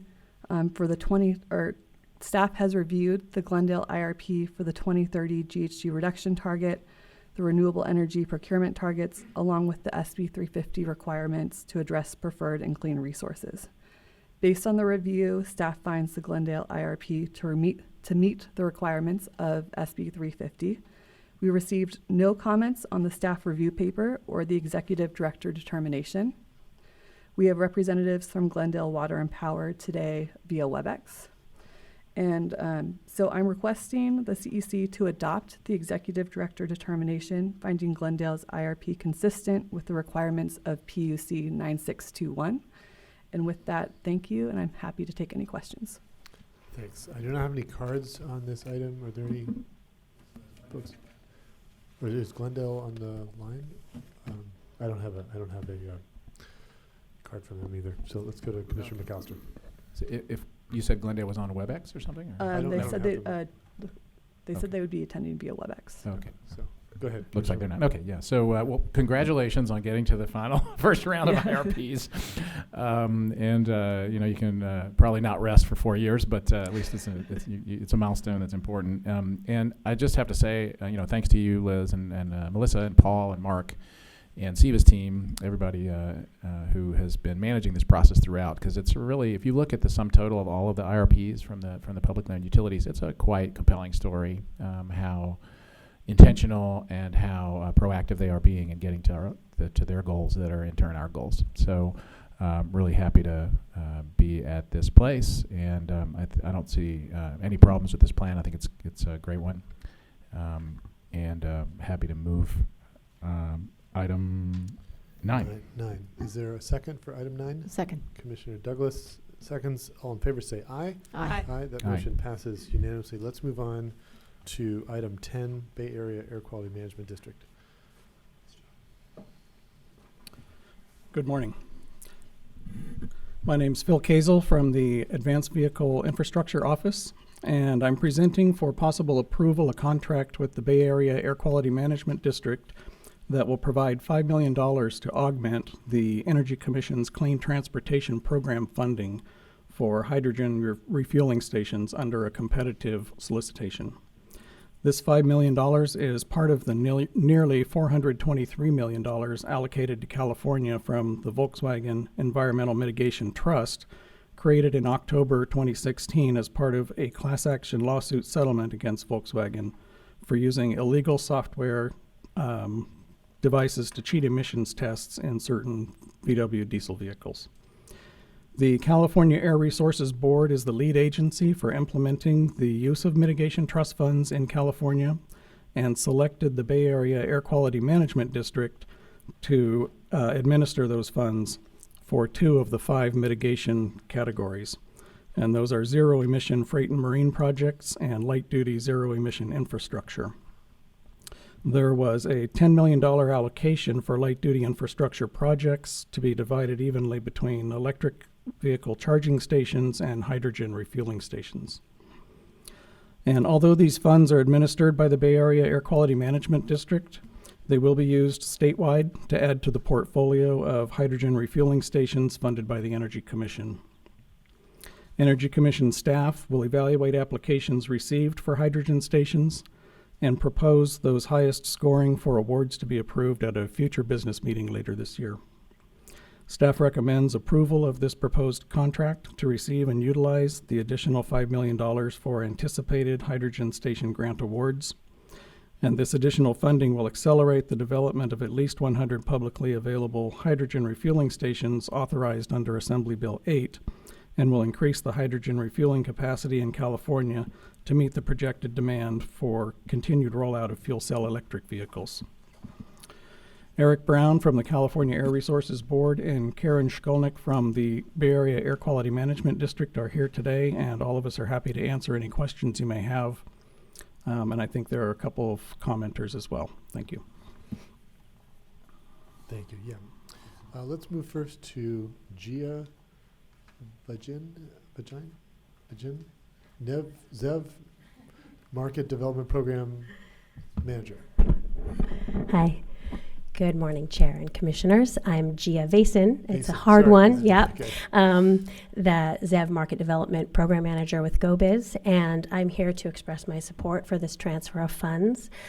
Your excellent team here worked very hard to create a really strong solicitation in the last GFO 19602, and it does a really good job of balancing government and industry needs in helping to unlock scale. So I applaud the staff and leadership's effort and focus on accomplishing this. Adding the Bay Area AQMD VW mitigation funds to these funds will help streamline funding processes and also will help maximize the impact of the mitigation funds. It will also make things easier for applicants, which hopefully will free up more time to go out there and build more infrastructure. It sends a positive signal to industry as well that government continues to be thoughtful in our approach to funding, and we're actively working together to stay aligned at the regional and state levels. So again, I support the approval of this agenda item, and thank you. Thank you. Let me just thank GoBiz for all the work on our clean transportation goal. You guys have been magnificent and really proactive on everything from this stuff to helping with the permit expediting of getting charging infrastructure built out and many other things. And we just really appreciate all you and your team and Tyson and everyone else over there does. So Thank you. Yeah. Yeah, we're glad to do it. Thanks. Let's move on to Andrew Martinez, Staff Air Pollution Specialist with CARB. Morning, Chair and Commissioners. Staff Air Pollution Specialist on the ZEV Infrastructure section at CARB, focusing on hydrogen infrastructure in particular. I just want to make some quick comments this morning. CARB has been collaborating with the Energy Commission on hydrogen network planning and analysis for a number of years, especially on the infrastructure needs through the Clean Transportation Program, and that has been a very successful collaboration to date. We want to express our support for this item, especially as it has the potential to accelerate the build of new fueling infrastructure to enable greater fuel cell electric vehicle deployment, and which of course is greater ZEV deployment overall. These funds will help support the AB8 goals, as Phil mentioned, of at least 100 stations by 2024. They'll also help support the goal of 200 stations by 2025 per Executive Order B4818, and of course our broader ZEV deployment and carbon neutrality goals. Additional funds now can help get this new industry closer to economies of scale and continue to advance the possibility of ZEV adoption for a broader base of Californians. I do also want to note that this particular item builds on successful collaborations in the past, or history of successful collaborations in the past between CARB, Energy Commission, and Bay Area Air Quality Management District for ZEVs overall, but also in particular for fuel cells. So for all those reasons, just wanted to express our support. Thank you. Thank you. Well, with apologies, I always thought my last name was the hardest one to pronounce, but today is Sesame. I hope I'm not Karen Shkolnick. Thank you. Director of Strategic Initiatives with Bay Area Air Quality Management District. Yes. Hi, Right? good morning. Did I say that right? Yes, Shkolnick. Shkolnick. Kind of Okay. rolls off the tongue. Good morning. I'm with the Bay Area Air Quality Management District, and as you heard, we're under contract with Air Resources Board for the implementation of the hydrogen light-duty fueling infrastructure solicitation using Volkswagen NOx mitigation funding. And I'm just here to express our appreciation to the California Energy Commission for consideration of this proposal.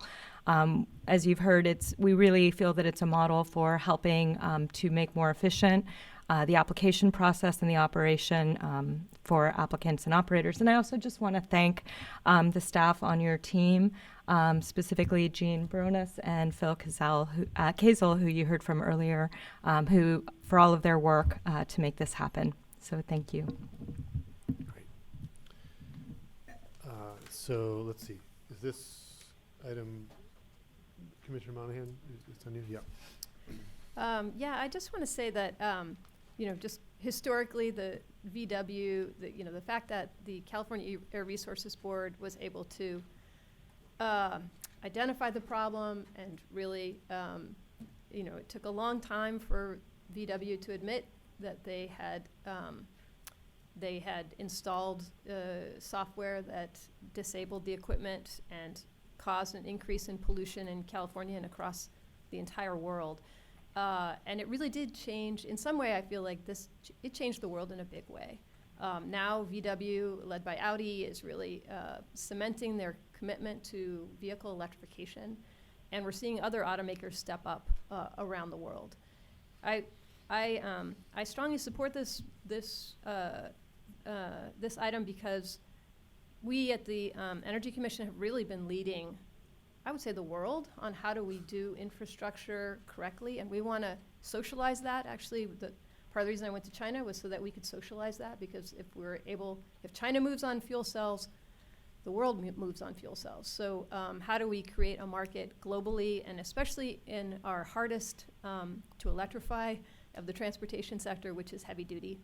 So our solicitation now does include heavy duty, which is particularly appropriate given VW's diesel. We want to reduce diesel pollution generally in the state. So this is a perfect fit for us. And glad to hear that it's a good relationship between the Bay Area Air Quality Management District, the Air Resources Board, GoBiz, our team here at the CEC with Phil and Jean and others involved in making sure that we are doing all we can to move forward on transportation electrification. So just strongly support this item. Terrific. Yeah. Vice Chair Scott? Yep. Yeah, I just wanted to echo those thoughts and say how much we appreciate the great partnership with the Bay Area Air Quality Management District on this, and also with our sister state agencies. It takes a village on the hydrogen infrastructure, and we surely have one. And I think this is just a great example of good government, right? This is us working together to leverage our dollars, to leverage our expertise, and to move forward on a goal that's an overarching goal for all of us. So I want to add my support. Great, thank you. Would you be willing to make a motion? I will move approval of item 10. Is there a second? I will second. All in favor say aye. Aye. Aye. That motion passes unanimously. Let's move on to item 11 we're going to hold. So at this point, what we'll do is just skip item 11 and let's go through as much of the rest of the agenda as we can get through, and we'll break for lunch at noon and come back at 1. So let's go on to item 12. Is there a motion to approve the minutes? Oh, excuse me. That's a good comment. Let's approve. Why don't we get a motion for? Well, actually, no. Darcy, can we just do one motion for item 12, or should we do two separate? You should do two separate motions. Two separates All right, for. so for the I move ones who are not- approval of item 12A. 12A. Is there a second for 12A? Okay, second by Vice Chair. All in favor, say aye. Aye. And for item 12B? Move item 12B. Is there a Second. second? All in favor, say aye. Aye. And Commissioner McAllister is abstaining from 12B. Let's move on to item 13. I'm sorry. Pardon me, yes, I abstained as well from 12, thank you, from 12B. I was the one, I missed that as well. So that's a 3-0 vote. Thank you. Yeah. Let's move on to item 13, lead commissioner or reports. Yeah. Commissioner Monahan. Well, the big news in my life, I think, as you all know, is I had my Senate Rules Committee confirmation hearing last week, and am waiting. Hopefully, in the next week or so, the Senate will vote, and then I'll have my 5 years. Hopefully, the Senate will vote. But it was really fun to be at this with my family, which is really an unusual situation where your teenage daughters get to see you in front of a Senate Rules Committee. I'm happy to say that they all really enjoyed it, which was a surprise to me. And I also want to let you all know that we talked about how we've been reconstituting the advisory committee for the Clean Transportation Program. We have done that. And we're having our first meeting next month. So excited to kick that process off. We're going to be presenting a plan basically to the end of the program to the advisory committee. And we'll see how they, what kind of responses they get, and looking forward to adjusting the plan based on their input and public input as well. So just what I'm most excited about with the advisory committee is that now we have expanded to, for the first time, I think, community-based organizations that are really representative of communities across California. We have the Central Valley Asthma Collaborative, the Central Coast Alliance United for a Sustainable Economy, Mothers Out Front, San Mateo County Health. So we really were trying to make sure that we stay true to this idea that we want community-based organizations to be involved in advising us about how we distribute these state funds. That's it. Okay, Commissioner McAllister? Yeah, just one thing actually. Spent a couple weeks ago, most of a week in DC at the NASIO Energy Policy Outlook Conference, which is when all the states kind of come together and take advantage of being in DC to essentially talk about all the different issues that are going on and convene with stakeholders, Department of Energy, and lots of DC-based stakeholders, really from all over. And then also take advantage to take a day and walk around on Capitol Hill and talk to legislative staff and try to make things happen. In particular, everybody comes together to make sure that the State Energy Program and the Weatherization Assistance Program are funded and really bend Congress's ear about how important those programs are for all the states. And we get millions of dollars from both. The Weatherization Assistance Program funds goes over to the Department of Community Services and Development. We don't actually get that here, but we do get the State Energy Program funds, and that serves a lot of purposes in the building code and appliance standards. So those resources are great, and I think NASIO does the nation a great service by making sure that Congress and all the staff knows how important those funds are. Building codes, just all the issues, remarkably similar issues. We are, I agree we're on the cutting edge on a lot of this stuff, but all the states are thinking about these various issues in different ways, so it's really helpful to come together. And then this year they actually broke out an innovation summit. It's kind of been an idea for a number of years, but they kind of focused on innovation. And actually, in future years, I think it would be good to kind of pull the EPIC staff actually into that and get them out there, because I didn't quite tune into that until I was actually there, and I was like, oh, they're talking about R&D. But I think there's sort of budding interest across the states in focusing on R&D, and we would obviously be in a great position to help guide that conversation. So I want to bring that back to Commissioner Scott. Yeah, I think that's was the main event for me in the last few weeks. So thanks. Okay, Vice Chair Scott. Alrighty, so I had an opportunity to go. We're doing our EPIC Innovation Tour, and so taking a chance to go and look and see some of the EPIC projects that we have, and I'm going to read some of them to you just because they're a little bit technical, but they're all really, really interesting. We were up at UC Berkeley to see what they are working on there. One of them is an open source platform for plug-in electric vehicle smart charging in California. What's exciting about that is we're really trying to put in place this platform that will allow the vehicles to charge at the times where it makes the most sense for the grid, right? And most of this is stuff that, and the driver, it'll just be ready to go when they're ready to drive it, but there's all this stuff that goes on in the background to help make sure that the vehicles are charging at appropriate times for the grid. So that was really interesting to look at and see the research and technology there. We're looking at flexible load within buildings, and so this was a customer-controlled, price-mediated, automated demand response for commercial buildings. And it is actually kind of the same idea, but for buildings, right? And so there are different loads that you can move and shift and change around in buildings, and when they come on, why they come on, how long they turn on for, and things like that. And so making all of that, again, automated in a way that the building works really well with the grid, and when we need that kind of flexible demand as well. So that was an interesting piece of technology to look into. We are also looking at CalAdapt and how to visualize climate risk. So the CalAdapt helps you to see where the different types of climate risks that we think we will see will happen around the state. and getting a lot more local information, because something that could potentially be taking place on the coast is very different than what might take place out in one of our desert landscapes. And so we're really trying to put this together. It's actually really an interesting platform. I should have brought the link for you guys to take a look at it, because it's you kind of have to see, at least for me, I had to see it to really visualize what's going on there. But they're trying to take that data and information and put it in layers where you can take a look at it and use it in a useful way for local folk to make good policy decisions going forward. So that was very interesting to see. We talked a little bit about some of the research that we have done for the 4th climate assessment.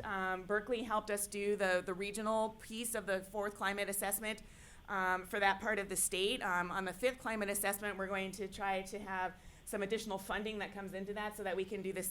On the 4th climate assessment, this was all done voluntarily, which is great, but we ended up with different levels of quality in the work that we got back. So we're trying to get out ahead of that for the 5th climate assessment to and pay people to put that information together so that we really have the interesting local information we need.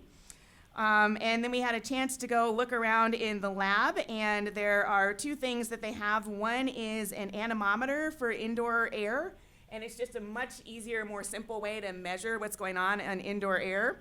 And also an integrating smart ceilings and communicating thermostats to provide energy efficient comfort. And so what was neat about that is right now, for example, if you're in a room, if we all leave the room, the lights will go out because it'll recognize that there's nobody in here. You can't really do that with ceiling fans and airflow, and that's something that they're looking at as well. So when people are in the room, then you have the airflow and the ceiling fans running, you're making the room very comfortable, and then it recognizes that there's nobody in the room if folks have left, and it adjusts those systems accordingly, kind of similar to the way that they do the lights. So that was just really kind of a nice sampling of some of the things that we've helped fund over at UC Berkeley, and I enjoyed the chance to look at that. And then I have one other topic for you all, and this is for our EPIC program. And so as you all know, EPIC is administered by the Energy Commission and the 3 investor-owned utilities. The Energy Commission does about 80% of the funds in the program, and the 3 investor-owned utilities collectively administer about 20%. And so in 2017, there was an independent third-party evaluation of the EPIC program, and that was conducted, it was directed by the CPUC to conduct that. And basically, the evaluation recognized the strength of the Energy Commission's administration of our funds, and it specifically called out our alignment of research to state policy goals, the close engagement with stakeholders, transparent processes, and our robust information sharing. So that was great to hear. The evaluation, though, also noted that the EPIC program could be strengthened by creating a group to better coordinate the information sharing among the administrators' research and to identify areas that would benefit from a closer collaboration. So the CPUC and the EPIC administrators have recently established the Policy and Innovation Coordinating Group, or the PICG, and that's going to help facilitate that coordination.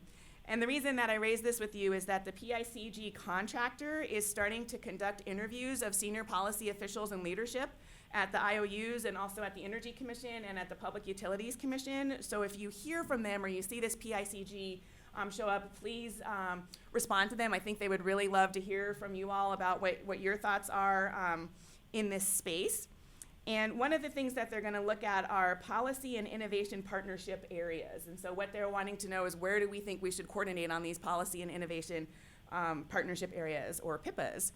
And some of the things that we're thinking about here at the Energy Commission are we want the PIPAs to be things that are important policy-related research, that require key contributions from more than one of the members, right? So otherwise it's not coordination if we're not all speaking together on this, that are informed by multiple research projects, are specific so that we can kind of focus in on the topics that we pick, and we'll be able to have some metrics or things around that to understand if we're moving the needle.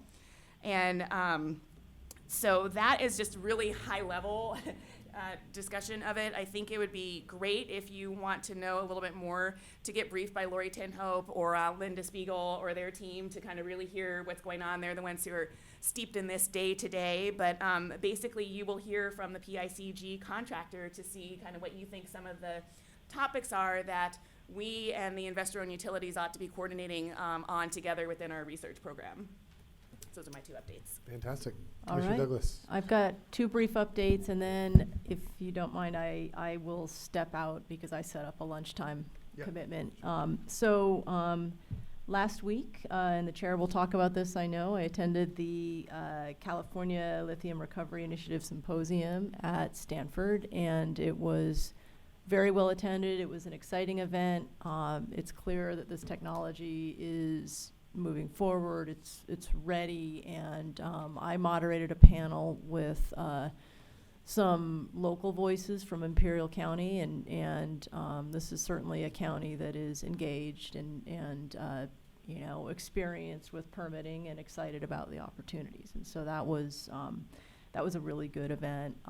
Secondly, the Energy Commission put on our website the culmination of a series of discussions between the Department of Defense, Bureau of Ocean Energy Management, and the Energy Commission, Ocean Protection Council, and Congressman Carvajal's office. And NOAA was represented as well through folks from the Monterey Sanctuary.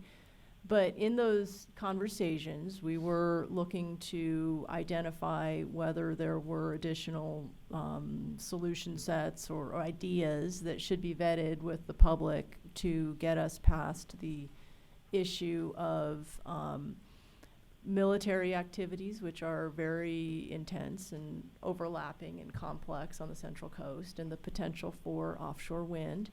As a result of those conversations, we have put on our website a background short description and a map that will be used that identifies 2 areas that were not included in BOEM's original call, and that, primarily because they're closer to shore, but that the military has indicated are less of a challenge for the military in terms of operational conflicts. And so the next steps are to collect public comment. We've got a number of events that we will be going to on the Central Coast. We'll be doing, local outreach and tribal outreach, and the message to the public and to local officials and other state agencies is, that we want people's comments, and in fact, because the Bureau of Ocean Energy Management is organized through a task force that does not itself collect and respond to public comments, the Energy Commission is taking the step of being the place where we are inviting comments. So members of the public who wish to comment on this overall process, even though it will ultimately feed into a federal agency, have been asked and invited to submit comments to us. And we will collect those comments, and we'll work with BOEM to make sure that they have those comments, and that we will be informed by them. And so those are my 2 reports, and a lot of work to go on both those. Commissioner, did you want to update on the military summit, or did we do that already? I can't remember if we had a meeting since we were there together. I thought we had done that. Maybe we did. Because I just looked in our last business meeting. I can share a little bit. Was that our last? I don't remember. So it's. I think I reported on it and you weren't here. Correct. Yes. But I think you should report on it, because my report was fairly high level. Yeah. So anyway, thank you. Commissioner Douglas, just one question. With the federal announcement that there's not going to be approvals in any offshore wind until election, how does that impact what we're doing here in California, if at all? So that announcement was regarding permit reviews or environmental reviews for applications on the East Coast. My understanding is that it came out of the Bureau of Ocean Energy Management, and it was driven by their sense of how long it would take them to review the project. I think that as we get into this, we are going to find that reviewing the environmental impacts of large projects in the ocean and the different things you have to look at, the connection to shore, the fishing impacts, the cumulative impacts, are not going to be simple. And in fact, to the extent that we in California have an opportunity to get ahead of that, and that's what we've done. We've started the public dialogue, we've started the data collection, we've started to understand what is ahead of us, and what we need to, where the gaps are in our knowledge and what we need to do. We will be better off. I think there is nobody who would contradict me when I say that the federal process for these projects is long. It is long, and I know that there are some in the industry who have expressed some frustration with how long things are taking on the East Coast. And at the same time, I think we also have to acknowledge that this is pretty new, and for these kinds of reviews, for these kinds of projects in the U.S. So I don't necessarily read anything beyond that into that, although you never know, of course. Great, thank you. Yeah, let me just add on to Commissioner Douglas's comments about the lithium symposium. That was a home run. We had a standing room only audience, full house at Stanford. Really interesting, the heavyweights that are now coming in. There were some very significant investors from China as well as the United States who attended. We had all the electric vehicle manufacturers and battery storage folks as well. And now we have 4 serious companies that are actively engaged in lithium development in California. I think we should think of this as the oil of the clean energy future. And if you look at, just the Super Bowl, for example, we had 3 electric vehicle ads after hardly having any EV ads on TV at all. They're electrifying the Ford F-150, all this stuff. So this trend that we're seeing is going to drive lithium production globally. We are sitting on what we believe to be the largest reserve of lithium in the world in California. And so really getting the process right, the permits right. One of the things that, I just want to say again, Vice Chair Scott has been doing a spectacular job in what is really the gold standard landmark program of the Energy Commission with all we're doing with EPIC and R&D. And as part of that, we're now doing $14 million of funding for the lithium space and to promote lithium production. And you're going to see demand take off. And the other thing that's worth noting is this is, in addition to being relatively low cost to produce, because the lithium is in the brine. So when you get lithium in Australia, you dig it up, it's in rock, you bust it up until it's 94% rock and 6% lithium, you put it on a ship and send it to China, and it gets refined. Our lithium is in the brine. It gets basically put in these vessels where there's, they have a method where there's a bunch of these balls that actually collect the lithium, and then you take these little balls out and they can extract the lithium, and they have a technique for that. And also funded by our R&D, which is a great success story. And it just left me feeling very excited about where this can go. And it's also by far the greenest way to produce lithium in the world, the way we were able to do it just by good fortune having it in this lithium brine. There is one deposit of lithium that's been found in Death Valley, which is being developed by Rio Tinto. And so they've been operating a borax mine for 90 years. They have 90 years of tailings, so they have all this mud, basically, and they found lithium there, and they're able to produce about 5,000 tons a year. So the global lithium market's 300,000 tons. We think we can do in the Salton Sea about 200,000 tons. So it's an incredible scale. And so this is going to be a continued focus. And so you guys have heard this before, but I basically have 5 priorities as chair.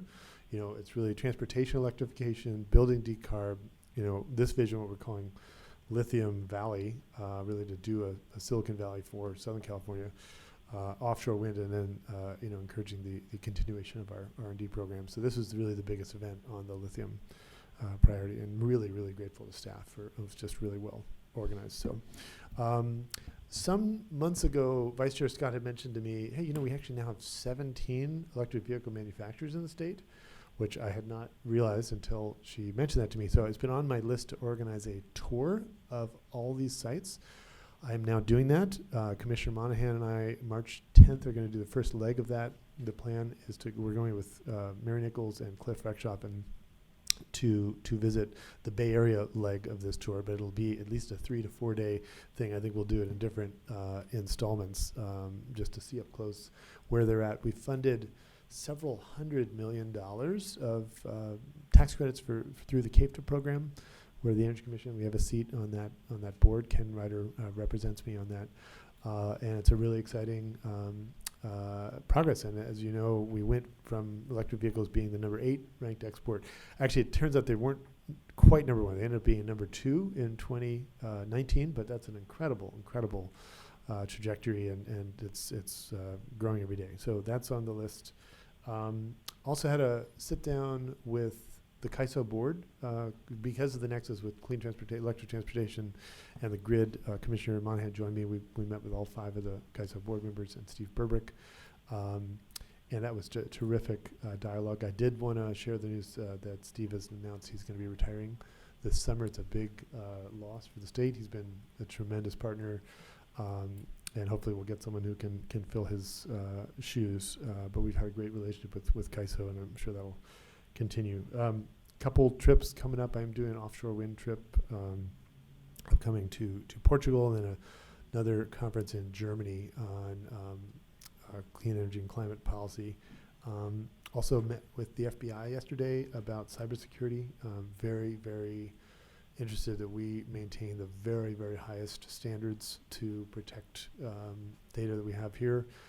I think staff has done a spectacular job of that. We have all this dual factor authentication in place and other things, but we want to stay on the cutting edge. So going to get more feedback and suggestions from them on how we can be as smart and proactive as possible on that front. And the last thing I just want to highlight, I want to thank Darcy has joined our public advisor, Nomi Gallardo, and our EEO officer, Carousel Gore, and a few others on a little committee we formed we're doing a diversity day to celebrate the incredible diversity we have here at the Energy Commission. We'll be doing that, I think we said in May. When I took over as chair, I did this walkthrough and just tried to meet every single employee personally. And my guess from asking people where they're from, I think we have people, I would guess, from around 40 countries working here at the Energy Commission. And just, so we have a day that's going to involve some cultural celebrations and food and so forth. And so thanks to everyone who's, that's really being quarterbacked by our terrific public advisor, Nomi Gallardo. And yeah, I guess the last thing, this military confab was fantastic. So General Conley, head of the Marine Corps, and Admiral Boulevard, the commander of Navy Region Southwest. We spent a day and a half with those guys and just give an update on where we're going as a state. And they actually have some, I think, suggestions for us as well on cybersecurity and are very interested, particularly on the electric transportation stuff as well. So, so that's my update. Let's move on to item 14, Executive Director's Report.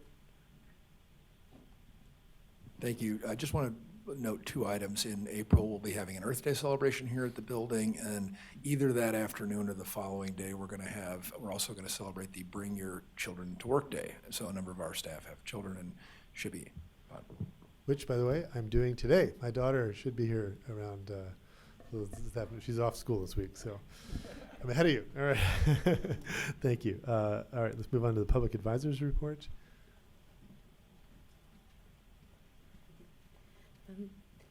Public Advisor has no update today. Okay, thank you.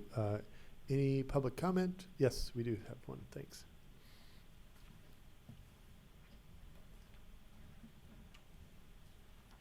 Okay, Mr. Euler. I'm Steve Euler, UHLER. I've had a request in, and actually the vice chair in November requested that the public advisor and perhaps the chief counsel answer my questions related to the requirement to meet the APA for rulemakings.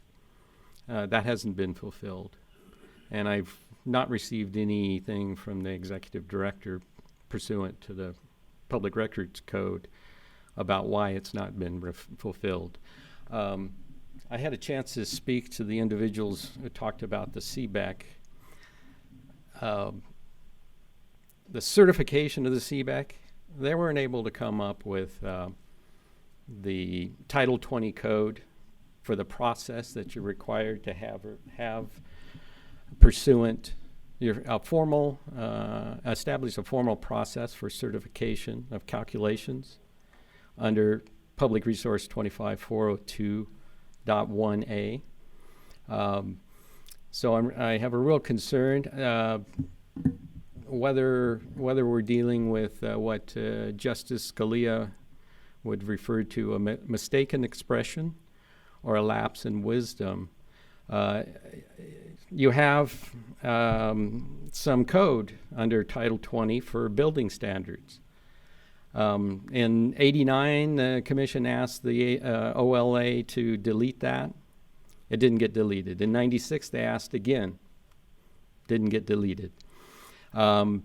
In 14, where you show the Title 20, you showed all of those sections of code under the 1401 through 10.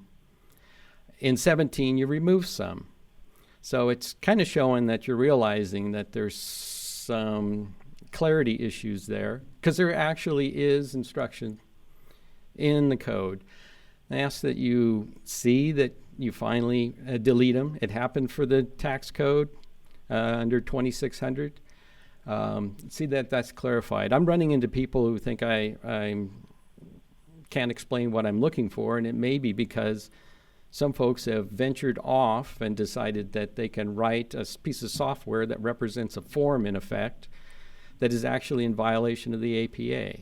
They can't tell me where these standards and how they are linked to Title 20 that allows them to write them into software code that then will prohibit somebody from building a house when they use that code, like your local ordinances and such. So I'm hoping to have that cleared up, but I particularly want the executive director to pay attention to the rules behind the Bagley-Keene and the meeting or the public record laws, because I'm not getting anybody to reply on the docket to why I don't get my records request answered. Thank you. Thank you. Let's move on to Chief Counsel's report. No report. Okay, so we're adjourned until 1 o'clock. Thanks.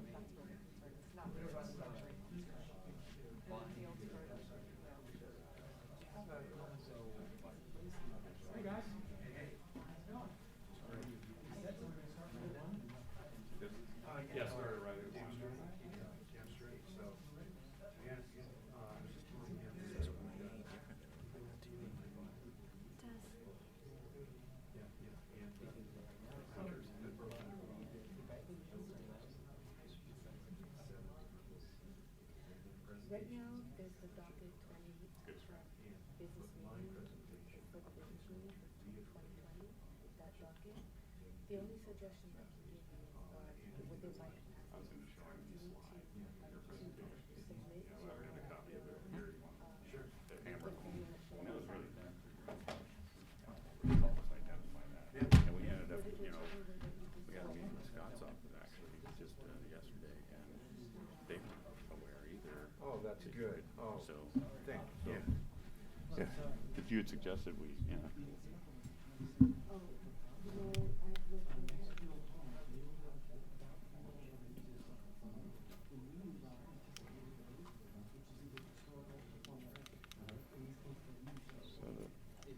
Steve was wondering if it had a laser. It does have a laser. Okay, good. So it's all loaded up. I checked it out. Show him how to use this thing. Oh, you never been here? No.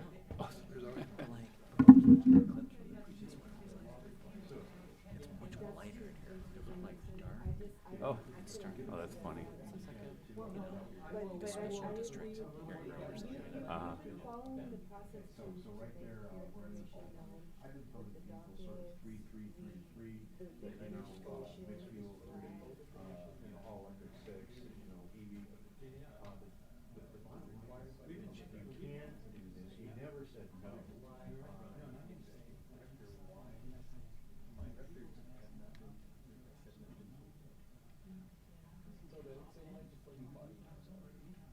Mm-hmm. Yeah. This is an awesome slide. Looking towards the future, we want to make sure that we're building homes that if somebody wants to go all electric, if somebody wants to do 2 EVs in the garage. Yeah, this is sweet.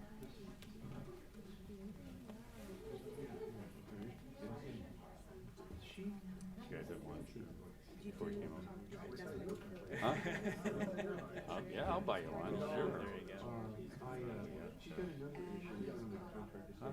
Yeah, we got some time. We just want to make sure we see if we're going to have anything. Who gets to install that? That's good. You will have public comments. No, No, so what they did, they got to item 10 and they got through that. Okay. And so then Hochschild said, well, let's just do everything from 12 on. So they've essentially finished the meeting with the exception of our item. Okay. That's all this was. But I'm just saying, I'm glad they actually But they were. they took break for the lunch, so they're not mad. Yeah. You know, Yeah. I'm just saying, like, Yeah. But I said,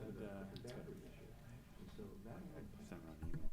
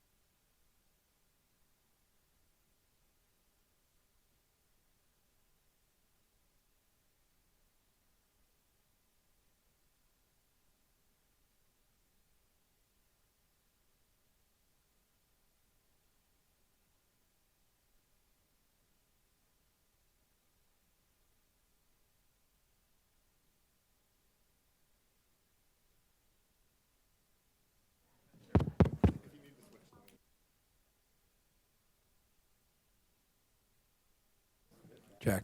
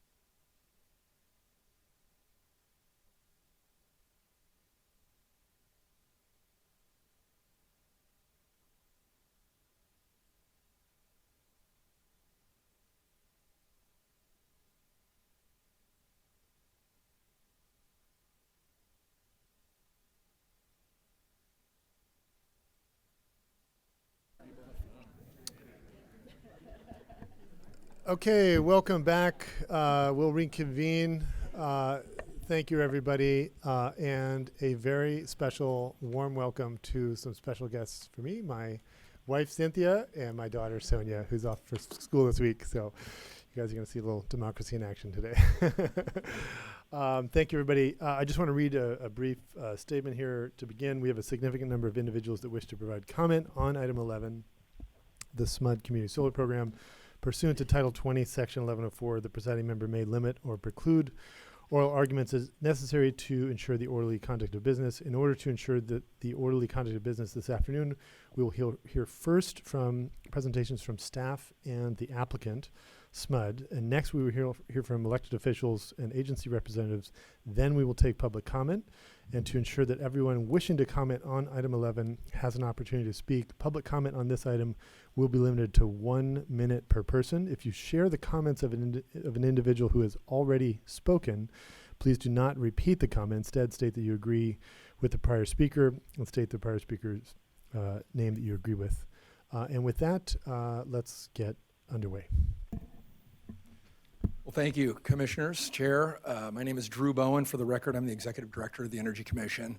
And the crowded room is testimony to the importance that folks attach to this issue, and I think we're going to be in for a vigorous debate this afternoon. What I want to do is walk through four segments. The first is a brief history of what brought us here today. The second is a look at the SMUD proposal as it has changed from November when you first heard this item to today. The third is I want to just briefly tick through each of the 6 criteria we use to evaluate SMUD's application. And very quickly, we've done this before, but at least highlight for you how we arrived at the decisions we did, particularly on one element that I think has been the most, generated the most debate. And then finally, my presentation will cover some of the opposing arguments that we've heard and why we've nevertheless come forward recommending approval. But I'll have, at the very end, there's a couple that I won't have covered that I just want to raise to your attention. So let's start with a brief history. In December of 2018, and the reason I'm presenting this today is I testified before the Building Standards Commission in favor of their adoption of the 2019 building standards, and was pleased after that, there was also quite a number of people in the audience, that they voted unanimously to approve our building standards. They, of course, became law January 1 of this year, and when we approved them, they got a lot of attention. There was a lot of press, there was a lot of discussion, and a lot of the focus was on one feature, which was the solar requirement. For the first time in this country, a state adopted a requirement that all new homes have solar on them. And so we responded to a lot of that conversation at the time. One of the options we provided at that time was, of course, the conventional solar on the roof approach, but we also had the community solar option. This was discussed in workshops. We had a lot of input throughout the whole 2019 standards period, and a portion of that conversation was about the community solar aspect. Fast forward from December of 18 to September of last year, and we received our first application, and it's the one that was before you in November. So we did a little back and forth with SMUD when we received that application, brought it to you in November, believing at that time, as staff did, that it met the requirements. And I know you know this, but you then asked that we postpone it and take a little deeper look, which we did. So that brings us back to today. So I'm going to flip to the first slide here so I can do this right.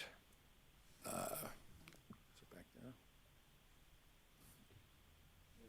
Oh, sorry. All right, go back. Okay, so this is a list of the changes that SMUD made after the November business meeting before submitting the application that is before you today. So I'm just going to go through each of them briefly. The application you saw in November pledged a guaranteed savings of $5 per kilowatt. SMUD doubled that to $10 per kilowatt. Secondly, they now are only going to use resources within their own territory. One of the criticisms you heard in November was they were using resources from outside of their service territory, and in particular, a facility in Fresno got some attention, and some folks felt that that was not consistent with a definition of the word community. SMUD's changed that. They're also, in this new application, only going to use smaller resources. So they will only use facilities that they build or participate in that are 20 megawatts or smaller. They're only going to use new resources. So the only resources applicable to this program will be those that are built in the future, with one exception, or maybe a couple exceptions, but one of them is if you were to approve the proposal today, and a couple months from now they receive an application from a developer that has a 100-unit development that wants to participate in the program, my understanding is, and I think SMUD will speak to this more, they've got a facility being built right now. They expect it to come online later in the year, but if it isn't online, by the time they get some applications, they'll use other resources to satisfy those. But their intent going forward is that they will only use new resources to serve the load associated with folks who want to participate in the community solar program. And finally, they've clarified that home buyers will have a choice. So if somebody were to walk into a 100-unit subdivision of new homes being built, they can choose between a community solar option or a rooftop option, depending on what the developer chooses to offer. So SMUD is allowing that, and they've pledged to go a step further and work directly with builders to help facilitate that option and provide educational materials and so forth for would-be homeowners that are looking at what options they have. So those are the changes. I now want to just turn to the criteria that we are bound by our regulations to follow in judging whether we think SMUD's met our rules.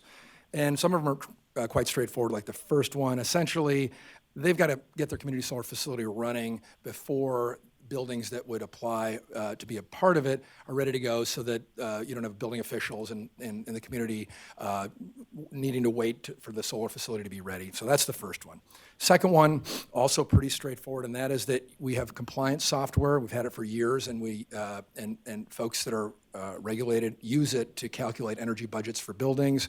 We require that that be done for each building in this situation. So again, to stick with my hypothetical, 100-unit development, each unit, there needs to be an assessment based on its square footage and so forth of what its energy performance would be, and then that is the amount that is used to score for the community solar. Third, you then have to take that energy number, so let's say it's 1,000 kilowatt hours per month for a given home, and then you have to dedicate that, if you want to participate in this program as SMUD is, to each of those buildings. And I'm going to come back to this one, but that's the basics. And it can't be a premium program, so it has to be cost effective, and participants can't pay more for it than they would pay if they weren't in the program. Fourth is a durability requirement, so the SMUD is required to provide these benefits to folks who raise their hands and say, I want to be a part of the community solar program for a period of 20 years.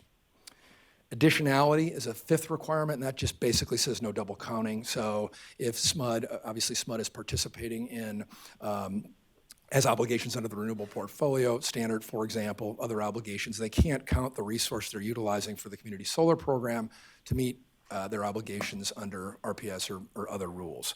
And then finally, they just have to maintain transparent records. So again, not much controversy with most of these.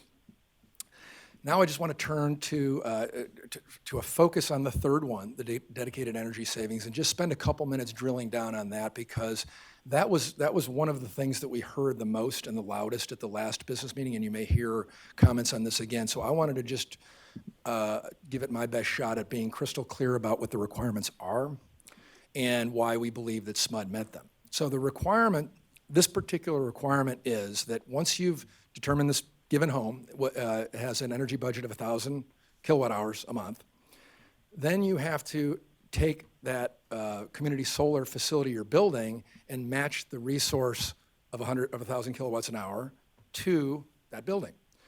We provide in the regs 3 ways to do that. The first way to do it is to wire it directly to each building. So you could have a community solar facility, you could wire it to each home, and then provide the needed electricity for that home to each of the homes. That's one method. The second, and then the customer would receive an on-bill credit with their utility. The second way a community solar participant could do it is to have essentially a virtual situation, and that's what SMUD is elected to do. So instead of wiring directly to each home, SMUD is required to account for, again, 1,000 kilowatt hours per month for that particular home, and if there's 100 homes, then each of those homes has to have that specific amount dedicated. And again, it's going to appear on the customer's bill, same as it would in the first situation. The third way that SMUD could comply is to calculate that energy savings and then determine what the corresponding bill savings would be, and essentially cut a check to the homeowner. And I could conceive of that happening. SMUD can speak to what their situation is, but if someone were to come to us and set something like this up, they may need to change their accounting system so that they can get their bills changed so that this can be built into the bill. That may take some time. So they may say, hey, we want to just cut a check to begin with to each of the participants because it's logistically easier, it's cheaper, who knows. So we wanted to provide that third option. So that's the first requirement under this Item 3, dedicated energy savings. The second requirement is that the package has to be cost effective. We've been doing this for as long as we've been doing building standards. We require that all measures, if you put in insulation and it costs X dollars and it will last for X years, we require that in the end, you as a homeowner are cash positive at the end of that. It doesn't cost you more for the energy efficiency measure when typically it's energy efficiency in the past than the savings you'll yield by virtue of the efficiency you'll get from that measure. This is conceptually, it's a little trickier because we're talking about solar and not a buy down, but it's the exact same thing here. And so For that reason, we think SMUD's application very clearly meets the requirements and recommend you approve. Now, I want to just highlight some of the arguments we've heard and explain why we think they're not accurate. So you heard a lot last time that the money savings to the homeowner will be inferior in the SMUD community solar situation than it will be in a mortgage situation. And that's true. And I want to show a slide. My last slide I'm going to show illustrates that. But I want to be really clear, that's not what our rules require. Our rules require that the energy savings be the same regardless of which option is selected. So let me click to my last slide, and it shows here pretty clearly the money savings on an annual basis in SMUD territory associated with the three options. So community solar is the easiest because it's straightforward. We use 2.8 kilowatts as a system we modeled against, and that's what this example is using. So $10 times 2.8 kilowatts yields $28 per year. The math is pretty straightforward. The other ones, we had to make some assumptions and some estimates. So for example, under the mortgage situation, we estimate it would cost, on average, it's an about the savings would be about $78. We used $8,400 as the cost of the system. It can vary. Costs are going down. They can be more expensive depending on what provider you go with. That's the number we picked, and we used it throughout the standards development process. We also used a 4.5% interest rate on that mortgage, fixed rate, 4.5% fixed rate mortgage. You can get a better deal than that today. That's true. At the time we did it, that was what we thought the rate was about. But if you get a variable mortgage and the rates go up to whatever they go up to, well, then you're going to be then that number is going to go down. That $78 is going to go down. If you were able to get a great mortgage rate today, that number will go up a bit. So the idea is that gives you at least a range of it. And then lease, we talked to some local folks who provide leases, and we came up with $71 as a rough estimate. So the money clearly is higher in the first two options than the latter. But the community solar option is just that. It's an option. And to some homeowners, it's going to be very attractive. It's set it and forget it, right? You sign up, you're good to go. I'm going to get $28 better than I'd get if I weren't in this program going forward. As again, SMUD's rates may go up or they may go down. Whatever they are, I'm going to be $28 to the good relative to what I'd be paying if I wasn't in the program. I don't have to show you my credit score. I don't have to pay points. There's no other things like that associated with it. I don't get the solar on my roof, and for some homeowners, that's a big negative. Others don't want it. So again, different people have different approaches and attitudes, and so this provides options. The other two, you're going to need a larger mortgage. You're going to need to go through all the credit checks and all that business. So again, different strokes for different folks. But that's how that works. You heard some very, very large numbers last time about what the SMUD program would be, what a community solar participant in SMUD territory would be losing if they selected the community solar option versus a mortgage option. And we didn't find any evidence that those numbers are accurate. We think the ones we've got are pretty close. So with that, I just want to go through a couple of the additional claims that we've heard that I wanted to talk about. And really, the first is this, and again, the notion was, I just want to one more time say that there seems to be a notion that the rules require that there be an equal money benefit, and that's just not true. We wrote them. We think the language is fairly clear on its face that it doesn't require that. And finally, it doesn't make logical sense. If you look at this chart, if we were to have said the community solar option at the bottom has to be the identical money benefit as other options, well, what would it be? Would it be $78 at a 4.5% mortgage rate with an $8,400 system? Would it be, a 2% interest rate? I mean, there's so many variables that it doesn't seem logical to us that approach would even make sense. So that's the one that we did here. And the other one I wanted to point out that wasn't covered in my description of the changes SMUD has made is this idea of a slippery slope. That if you approve this, in SMUD territory rates are low, but if you prove it, there's other territories where it's higher and the delta is even greater between the savings potentially associated with the community option and other options. And staff's position is, we're evaluating the proposal before us. I believe we have a representative from the California Public Utilities Commission that's going to talk a little bit about the IOU territories and what steps would need to be taken for an IOU that wished to participate in the community solar program. But I think we will leave it at that. And with that, we suggest you vote in favor of this item. Thank you. Thank you. Let's move on to the applicant.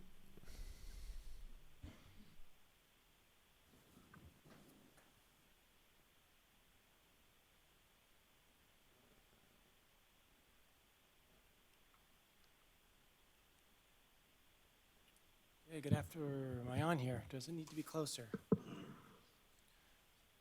Good afternoon, Chair and Commissioners. My name is Steve Lenz. I'm the Director of Government Affairs at SMUD, and with me I've got Marissa O'Connor, SMUD Counsel, and Ed Hamzawi, who is our Director of Advanced Energy Solutions, as well as the President of the SMUD Board, Rob Kurth, and another board member, Brandon Rose, who are here to speak on SMUD's behalf as well. I'd like to thank staff for all the time they've taken with us to work on this, to develop and refine the program. It's been quite a while. To ensure that it's meeting the regulations and also to address at least many of the concerns that the stakeholders had. So a little about SMUD. SMUD is community-owned, not-for-profit utility. We've got 1.5 million people that we're serving. About 99% of those people live right here in the Sacramento County area. We have a 7-member board that is connected to that community. And as we plan for a zero-carbon future, everything we do is focused on those customers and communities, their needs and interests in mind. So we're looking at all the customers and trying to optimize our system for them. SMUD is clearly committed to a clean energy future, and we're already at about 50% carbon free. So I'd like to take a moment here just to look at the bigger picture. SMUD's Integrated Resource Plan was approved by our board and the CEC.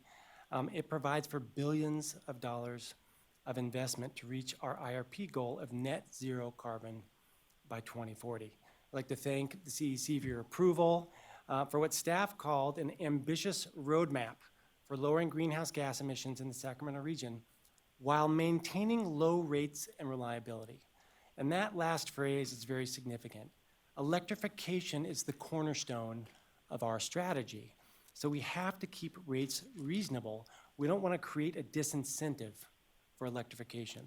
So to reach our goals, we're investing in building electrification, transportation electrification, while maximizing energy efficiency, demand response, and renewable energy, both grid connected and small scale resources. SMUD has been a leader in solar for decades. We had the first commercial solar PV plant in 1984, the first solar-powered EV charging station in 92, and most recently, first net zero energy community here right in Midtown Sacramento, featuring rooftop solar and batteries. And you can see from the slide, we have about 170 megawatts of community and utility scale solar today. We're estimating that that's going to go all the way up to 1,550 megawatts by 2040, and 1,000 of that's going to be locally sited. And on the solar side, the rooftop solar side, this is a good place to pause and get some perspective.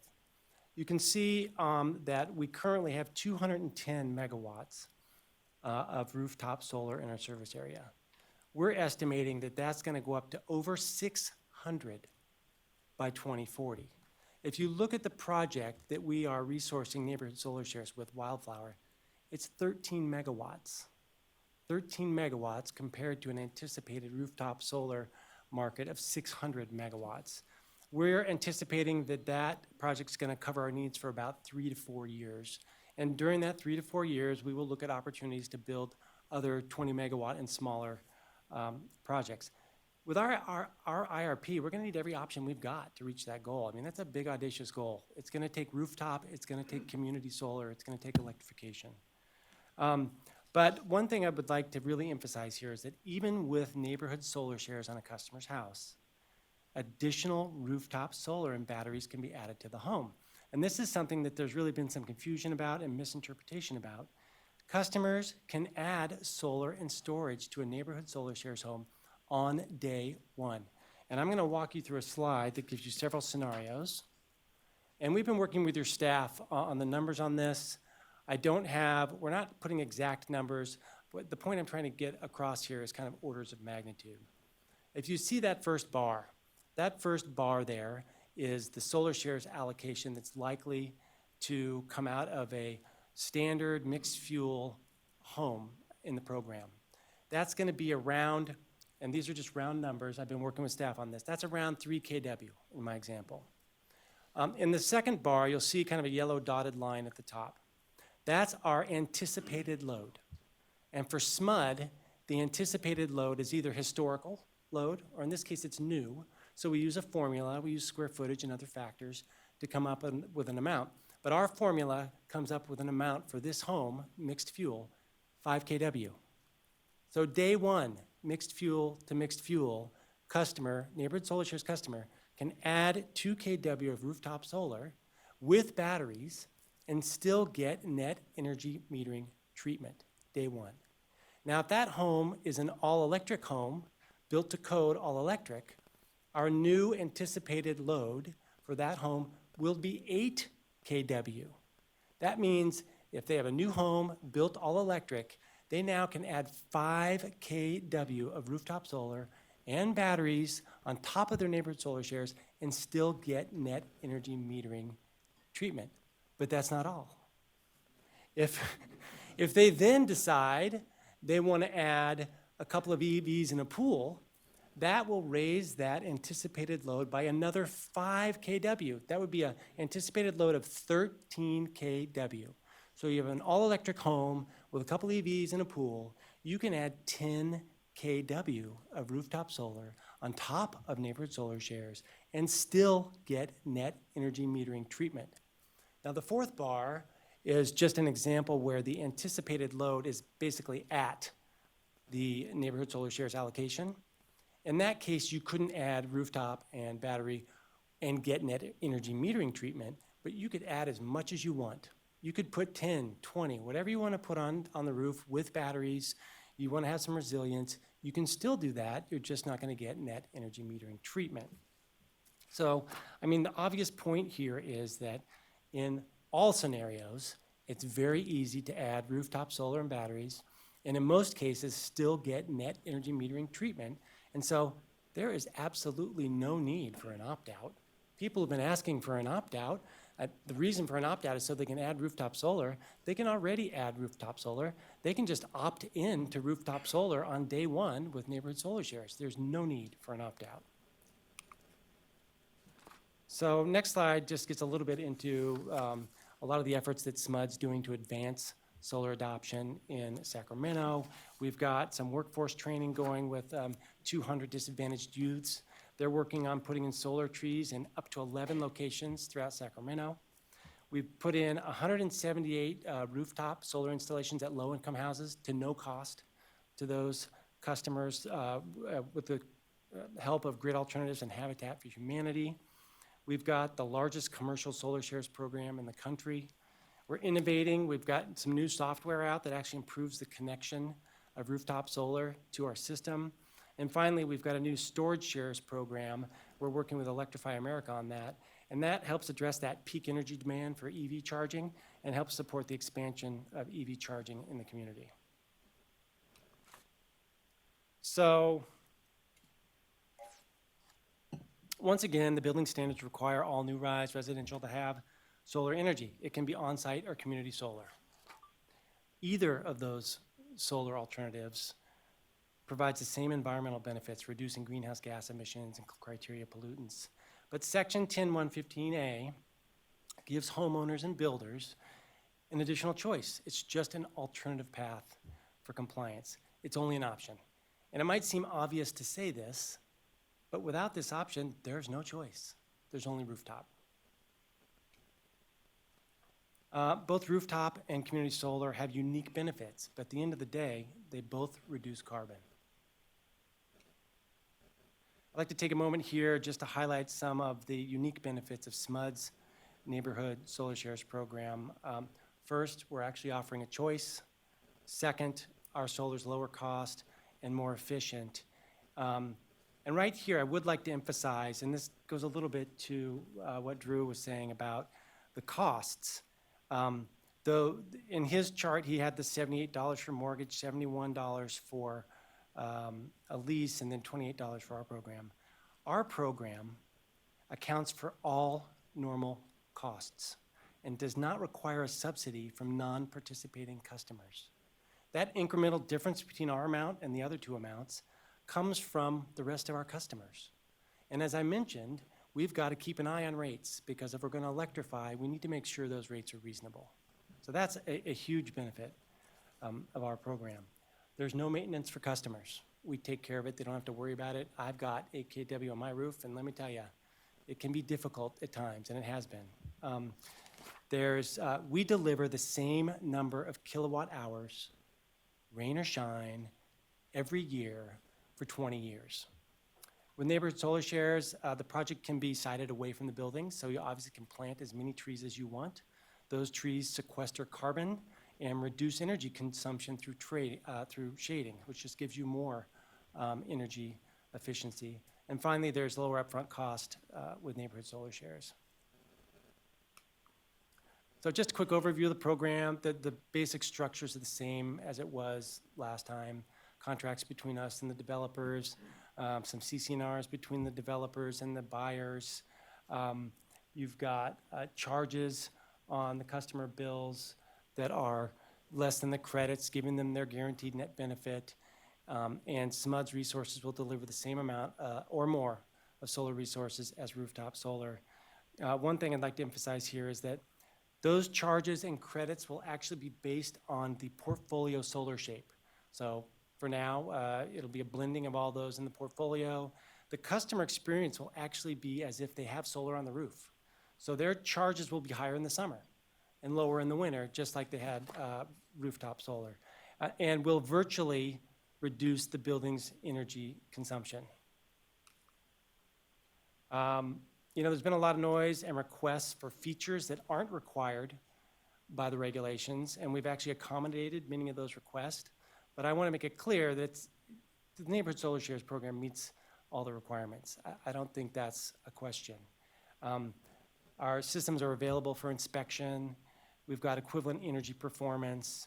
On benefits and durability, we've got guaranteed financial benefits that last for 20 years. And these benefits, and there are some comments in the docket that talked about, well, these aren't really based on actual energy reduction. These benefits will be based on virtual energy reduction calculated using existing TOD rates. This isn't shown on the mock bill. We put a mock bill in the application just to show what the bill presentment is going to look like to the customer. And most of our customers don't want to see that detail. And so we've talked to staff about this issue, and we're happy to make that detail available online if somebody wants to dig into it and look at all the calculations going on under the hood. But they will absolutely be linked to virtual energy reductions and using real TOD rates. And so just wanted to get that off the table. Finally, I think Drew said the generation will be additional. We will be retiring RECs on behalf of each home, specifically for that home. And once we do that, we obviously can't go out and use those renewable energy credits to cover some other RPS obligation. Finally, we're obviously going to keep the records that we need to ensure compliance. So I think Drew went over some of these, but I would like to just kind of do a quick walkthrough. In the original proposal, we had no limit on resource size. Now we're limiting it to 20 megawatts or less. In the old proposal, we had service resources outside and inside the territory. We're now limiting them to inside the service territory. We had a guaranteed net benefit of $5 per kW. We've now doubled that to $10 per kW. We were using existing and new resources, and now we've committed to new resources as of January 2020, with the caveat that Drew mentioned that if we have a gap to deal with, we will use some of our FIT resources, which are 5 megawatts or less. And then we've also have 3 additional commitments that we've made. First is that the SMUD will collaborate with the builders and developers to provide a choice at the point of purchase, and you'll hear from the building industry about that today. We are committing to collaborate with the disadvantaged community representatives with respect to siting. And actually, Wildflower is 2 to 3 miles from both a Calenviro screen zone and a promise zone. It's close, and we're happy to work with those communities and see if there's siting that works for all of us. Finally, VNEM, that's come up several times, and we are committed to evaluating VNEM. We're right in the middle of a net energy metering successor rate process. That's going to go through 2020, and we'll be taking a rate recommendation to our board 2021.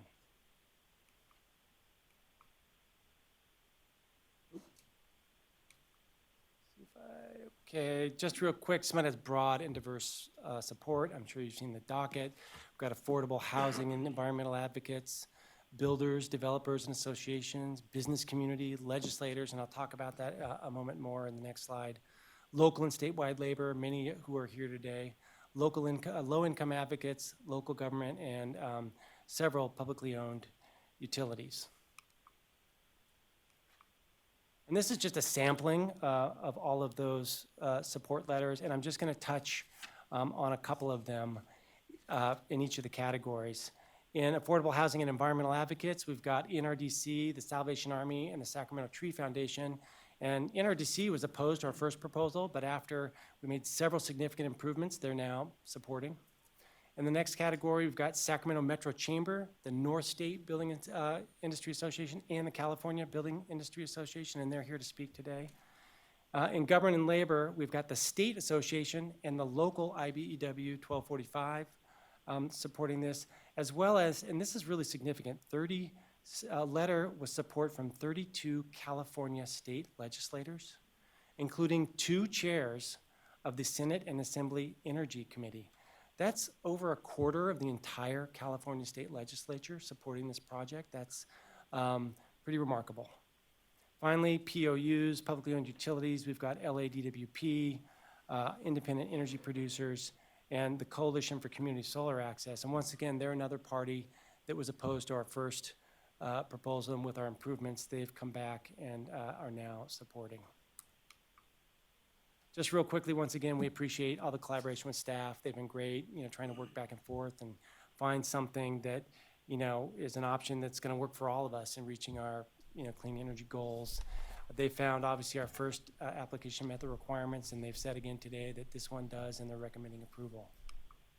So just final, high-level view here. I mean, we're focused on the big picture here, and for us, that's net zero by 2040.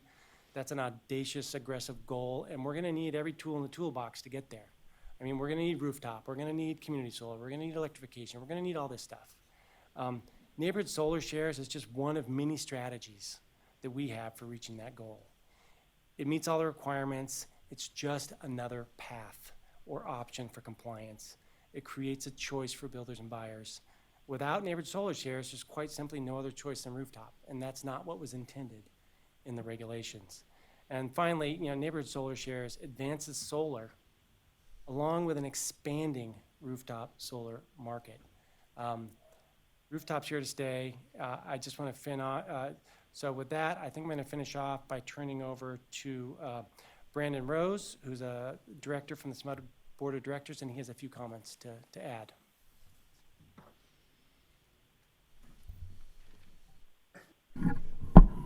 All right, thank you.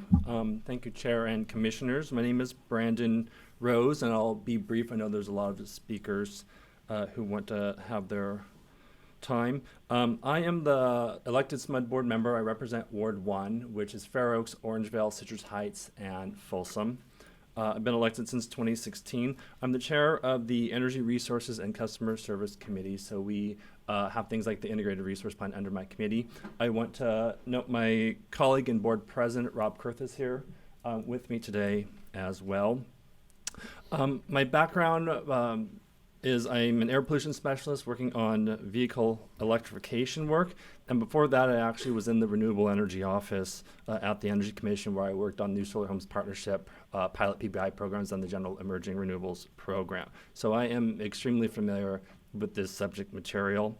I'm also the immediate past president of ECOS, the Environmental Council of Sacramento, which is an advocacy coalition nonprofit. I've done a lot of environmental advocacy work throughout the Sacramento community over the years. And I'm also the former chair of the Sacramento County Treasury Oversight Committee that oversees the county treasury. So I just wanted to say SMUD as everyone knows, has been around for over 70 years now. It is a community-owned, not-for-profit electricity provider. And I have to point this out. There are no shareholders at SMUD. Nobody at SMUD is working for Wall Street. It really is about focusing on the residents of Sacramento County and really doing what's right. I also wanted to note that we are the proud recipients of the J.D. Power Award. We're the top-ranked California utility, 18 years in a row for residential and 10 years in a row on commercial. So we definitely have a really high standard, a high bar that we keep. Part of that sort of secret sauce is definitely our governance system and our governance policy, but I won't go into it, but it's definitely how our board operates. We set standards and we hire good, smart people to implement them, and we monitor and make changes as we go along, which is basically adaptive management. Also wanted to note, SMUD is very fortunate that we are in Tier 1 fire areas, so we do not have the public safety power shutoff issues. And I point that out because our application, when you look and maybe consider it for future applications, you might have different criteria that you consider. And I think that's important to note. So a little bit, our IRP, this commission approved our 2040 IRP. It was a net zero plan.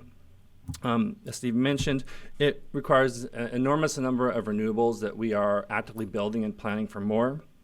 And also I would note had a large reduction in our thermal generation. It was basically anticipating doubling our load while reducing our capacity factors from about 60% to 15% on our power plants. So really significant carbon reductions in that plan. It does, of course, include enormous amounts of money for transportation and building electrification. And that really is the pathway. And this commission's reports have also shown the pathway to decarbonization is through electrification.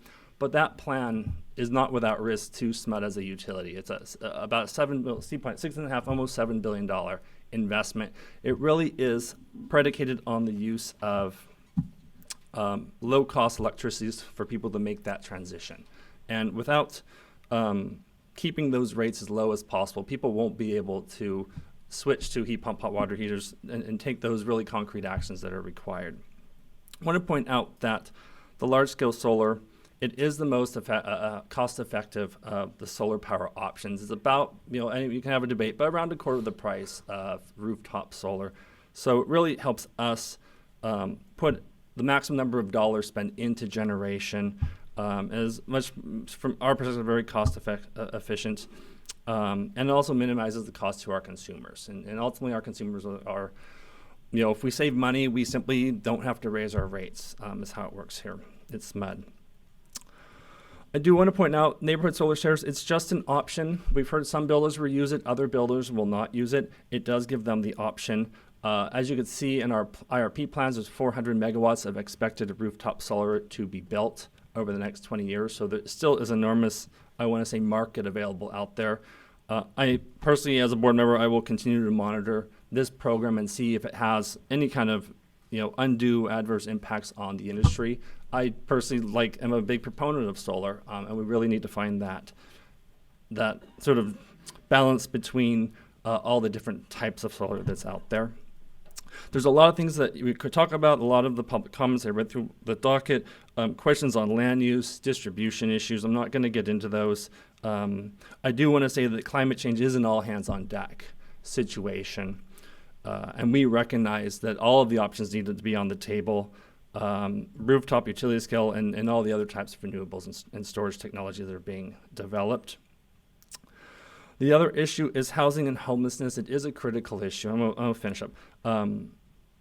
This really allows home buyers and builders to have a lower cost option, and we see just how critical it is in the work of the legislature. This is a top priority. So it is important to have options, and of course, being able to have a commercial community solar system when maybe there's shading issues or other issues.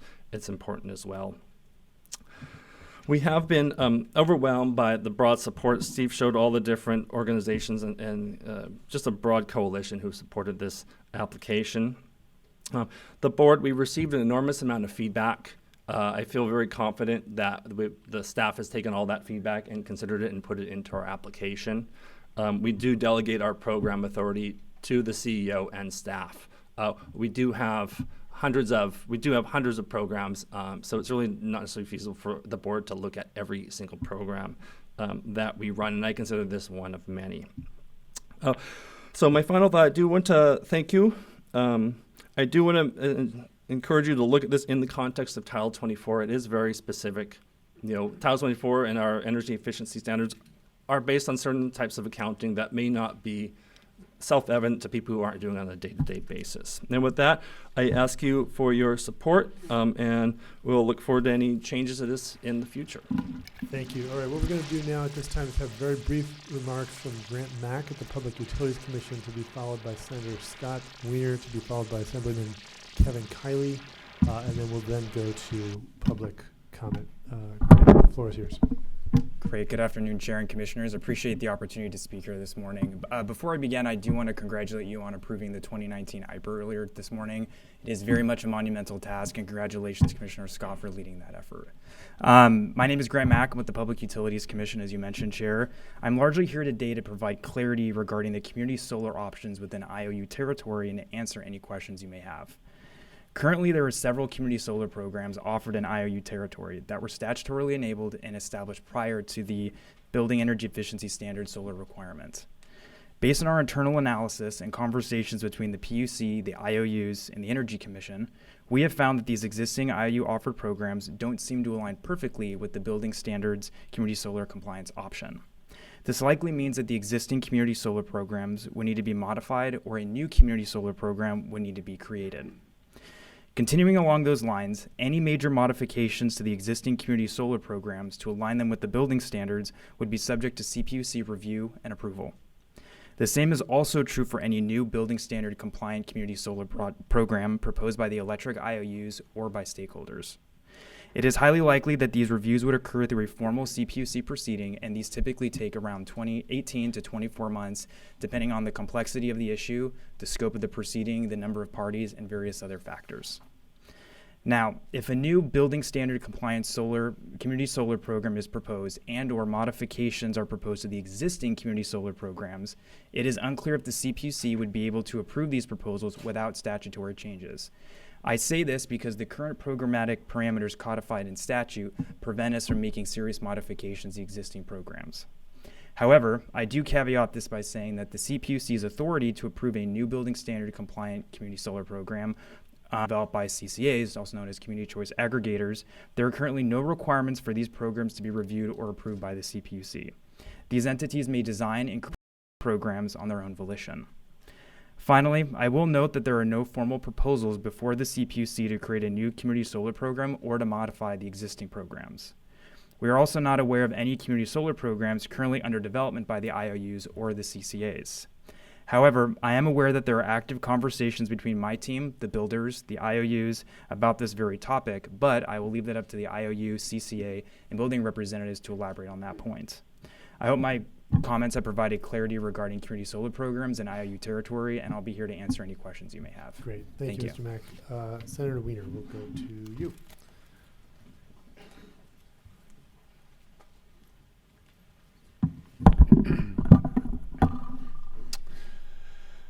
Thank you very much, and thank you for having me today. I appreciate it, and thank you for your service to the people of California. It's always a pleasure to work with the Energy Commission, so thank you. And I regret to have to come today to oppose SMUD's proposal. And I say this regretfully because this is not about SMUD itself. I'm a fan of SMUD. SMUD broke away from PG&E a long time ago, something that we have been trying for many years to do in San Francisco. So we tip our hat to SMUD and to people of this region for having the foresight to do what a lot of us should have done a long time ago. So this is not a criticism of the agency overall. It's a criticism of this proposal, and also, unfortunately, an approach by SMUD to rooftop solar that I just fundamentally disagree with. This proposal will significantly undermine solar and storage in the SMUD territory, rooftop solar and storage in the SMUD territory, and it will set a precedent and a blueprint for other utilities, particularly the IOUs, to do the same. And mark my words, even though nothing is being proposed now, it will absolutely create that precedent and that framework, and we will see it coming forward. Because we know that when it comes to PG&E and the other investor-owned utilities, and we see this in the fights playing out in the Capitol, there is no attack on rooftop solar and storage that they will not engage in because they want it to go away and they view it as competition. And so a decision to accept this proposal today will undermine our effort to expand distributed energy resources in the state of California. Looking at the context here, we know that there's a long history of utilities viewing DERs as competition and trying to undermine them. The fights play out here at the Energy Commission, plays out at the CPUC, it plays out in the legislature.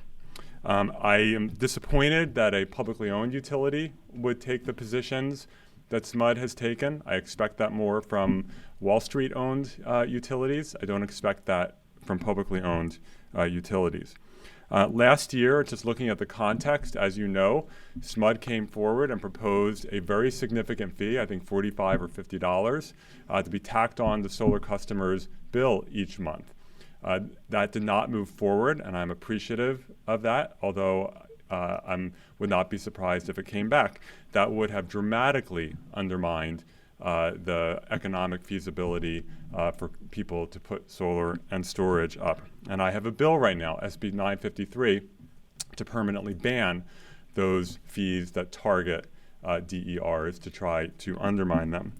And I bring this up only because what is before you today, even though I know there have been a lot of protestations of this is not anti-solar, given the content, unfortunately, I believe that this is anti-rooftop solar.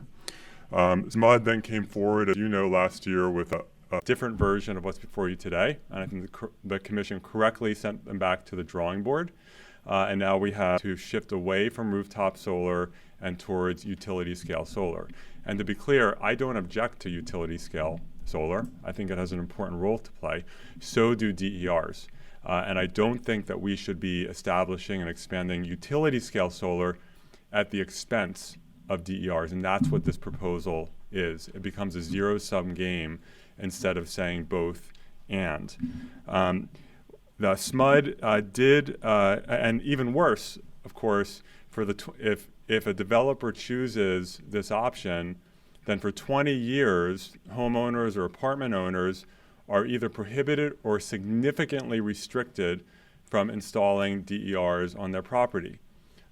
And putting solar on without NEM, frankly, is not a real option for most people, and it defeats the purpose economically. And so this is effectively a 20-year prohibition on putting solar storage on your building or on your home. That is not a good approach in my view. Yesterday, SMUD published a piece in Utility Dive, which you may have seen. I'm sure a lot of people in the room saw.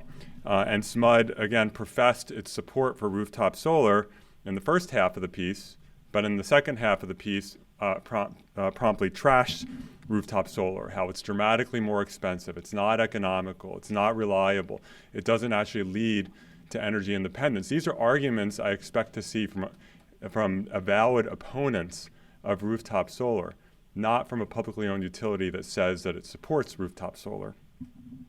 The existing rules that this commission established provide exceptions for the rooftop solar requirement. If there's shading or for whatever reason it doesn't make sense, there are exits. I, as a proponent of solar, I don't want to put solar on rooftops where it doesn't make sense. And this commission correctly created exceptions for that requirement. Distributed energy generation is a key part of the future of a sustainable energy system, of clean energy, of resiliency in California, and I'm concerned that this proposal is a foot in the door to start deeply reversing that trend. And I want to just conclude by saying this commission has been such an avid supporter of DERs, and I want to commend you for that. This commission sees the big picture and gets that. Unlike the California Public Utilities Commission, which has been systematically undermining DERs. And I don't say that lightly.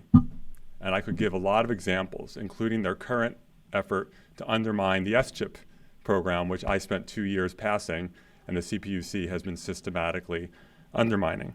I would encourage the Energy Commission to maintain your role as a champion for DERs and not go down that other path, and I ask that you reject this proposal. Thank you for the time.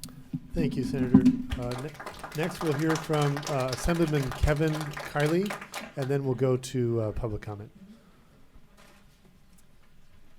Good afternoon. I'm Kevin Kiley. I represent the 6th Assembly District, which includes part of SMUD's serviced area. And I have an abundance of respect for my colleague from San Francisco, but I think he's in a distinct minority on this issue when it comes to our legislature. I am here speaking on behalf of a coalition of 30 legislators, bipartisan, diverse, eclectic, that are in support of SMUD's proposal. This might be the first issue that all 30 of us have ever agreed on, is this proposal for solar shares. And why is that the case? Because it touches on two issues that are of tremendous importance so certainly to me, to all of us, and to the folks that I represent. And that's clean energy and affordability. I mean, there is so much to be optimistic about when it comes to the future of energy. And yes, California is leading the way. But alongside this optimism, there's also a deepening concern about the affordability crisis that is gripping our state and pricing more and more people out of the California dream. Surveys show that half of Californians have considered leaving our state, and of course, people do every single day. And this isn't just wealthy folks who want to pay lower income taxes or capital gains. This is the middle class. This is working people who just cannot get by here. Now, this SMUD proposal, which is the result of painstaking work and engagement with a broad coalition of stakeholders, shows that these two goals, clean energy and affordability, need not be in conflict. They can go hand in hand. And my concern is that if the Commission rejects this proposal, it will reject that very premise. And that'll mean more people who are unable to make it in California, more people being priced out, more people having to leave the state they love. But more than that, I think it'll actually serve to stall the momentum that is building in a broad bipartisan way for moving us towards the future of clean energy that we all want. Thank you very much. Thank you, Assemblyman. All right, at this time, we'll go to public comment. Again, we're going to do 1 minute per speaker. There are a lot of people wishing to speak today. We will stay as long as it takes to hear from everybody wishing to speak, both in person and on the phone. What I'm going to do is announce several speakers in order so people can line up. And again, if your point has already been made by a previous speaker, do not feel obligated to repeat that. It's fine to say your position, why you agree or disagree, and your name and organization. So let's begin with Bob Raymer from CBIA, to be followed by Ed Smeloff from Vote Solar, to be followed by Scott Tomaszewski from NCPA. Thank you, Mr. Chairman and Commissioners. I'm Bob Raymer, speaking on behalf of CBIA and in strong support of the SMUD proposal. As we look to the future, the state is moving towards zero carbon construction. And as you saw earlier this morning, local jurisdictions are already requiring builders to head in that direction in advance of state electrification mandates, which we know are coming. This carbon-free home is going to need roughly 3 to 4 times the amount of renewable energy that's currently required by today's state code. We can do this, but we don't have enough space on most of our 2- and 3-story single-family dwellings, and definitely on top of multifamily, to accommodate all the solar that's needed. This means we're going to need a combination of both community solar and rooftop solar. We like both of these, but we need both of these tools to go forward. That's why the clarifications made by SMUD are so important. Homeowners buying community solar buying a home with community solar can go ahead and add solar on top of their roof from day one. Thank you. Thank you. Thank Sorry, you. We got to stick to Ed Smeloff from Vote Solar. Good afternoon, Commissioners. Ed Smeloff with Vote Solar. I'll cut to the chase and be brief. I'm here to encourage you to treat the SMUD program as a work in progress, and frankly also to think of your own regulations as how you're going to promote greenhouse gas reductions 24/7 in new home developments. The SMUD program is the equivalent of a new RPS program for new homes. And while that is positive, it's going to result in simply deepening the duck curve. What we really need to have coming out of your regulations, and I know your regulations there was a lot of work that went into them, we need to have incentives for technologies to work in coordination. Solar, automated demand response, storage, electric vehicle charging, energy efficiency. And so as you think going forward how to improve this program, and SMUD as well, we really need to think about putting the neighborhood into neighborhood solar shares. Thank you. Let's go to Scott Tomaszewski, to be followed by Daniel Barad, to be followed by Mo Kashmiri.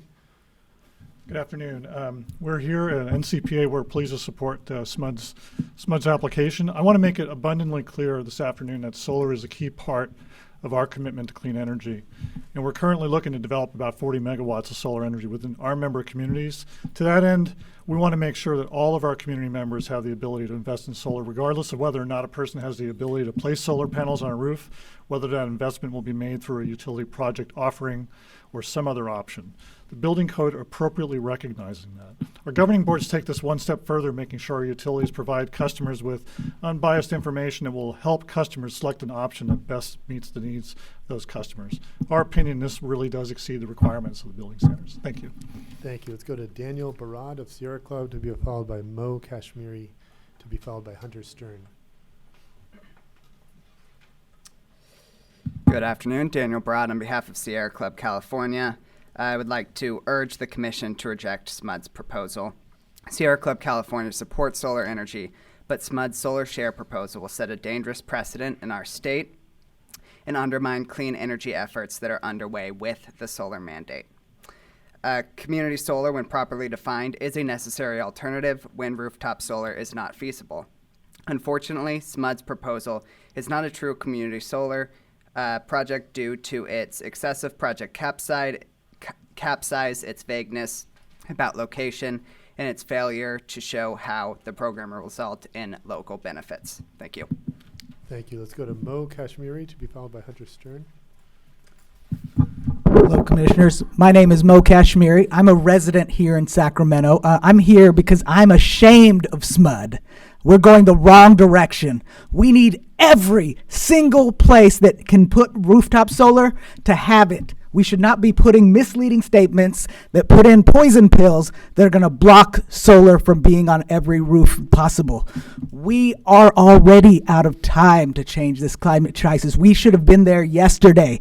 2040 is too long. SMUD has 5 fossil fuel plants with no plans to shut them down. We need to, it's an both and, not an either or. I strongly urge you to reject this proposal.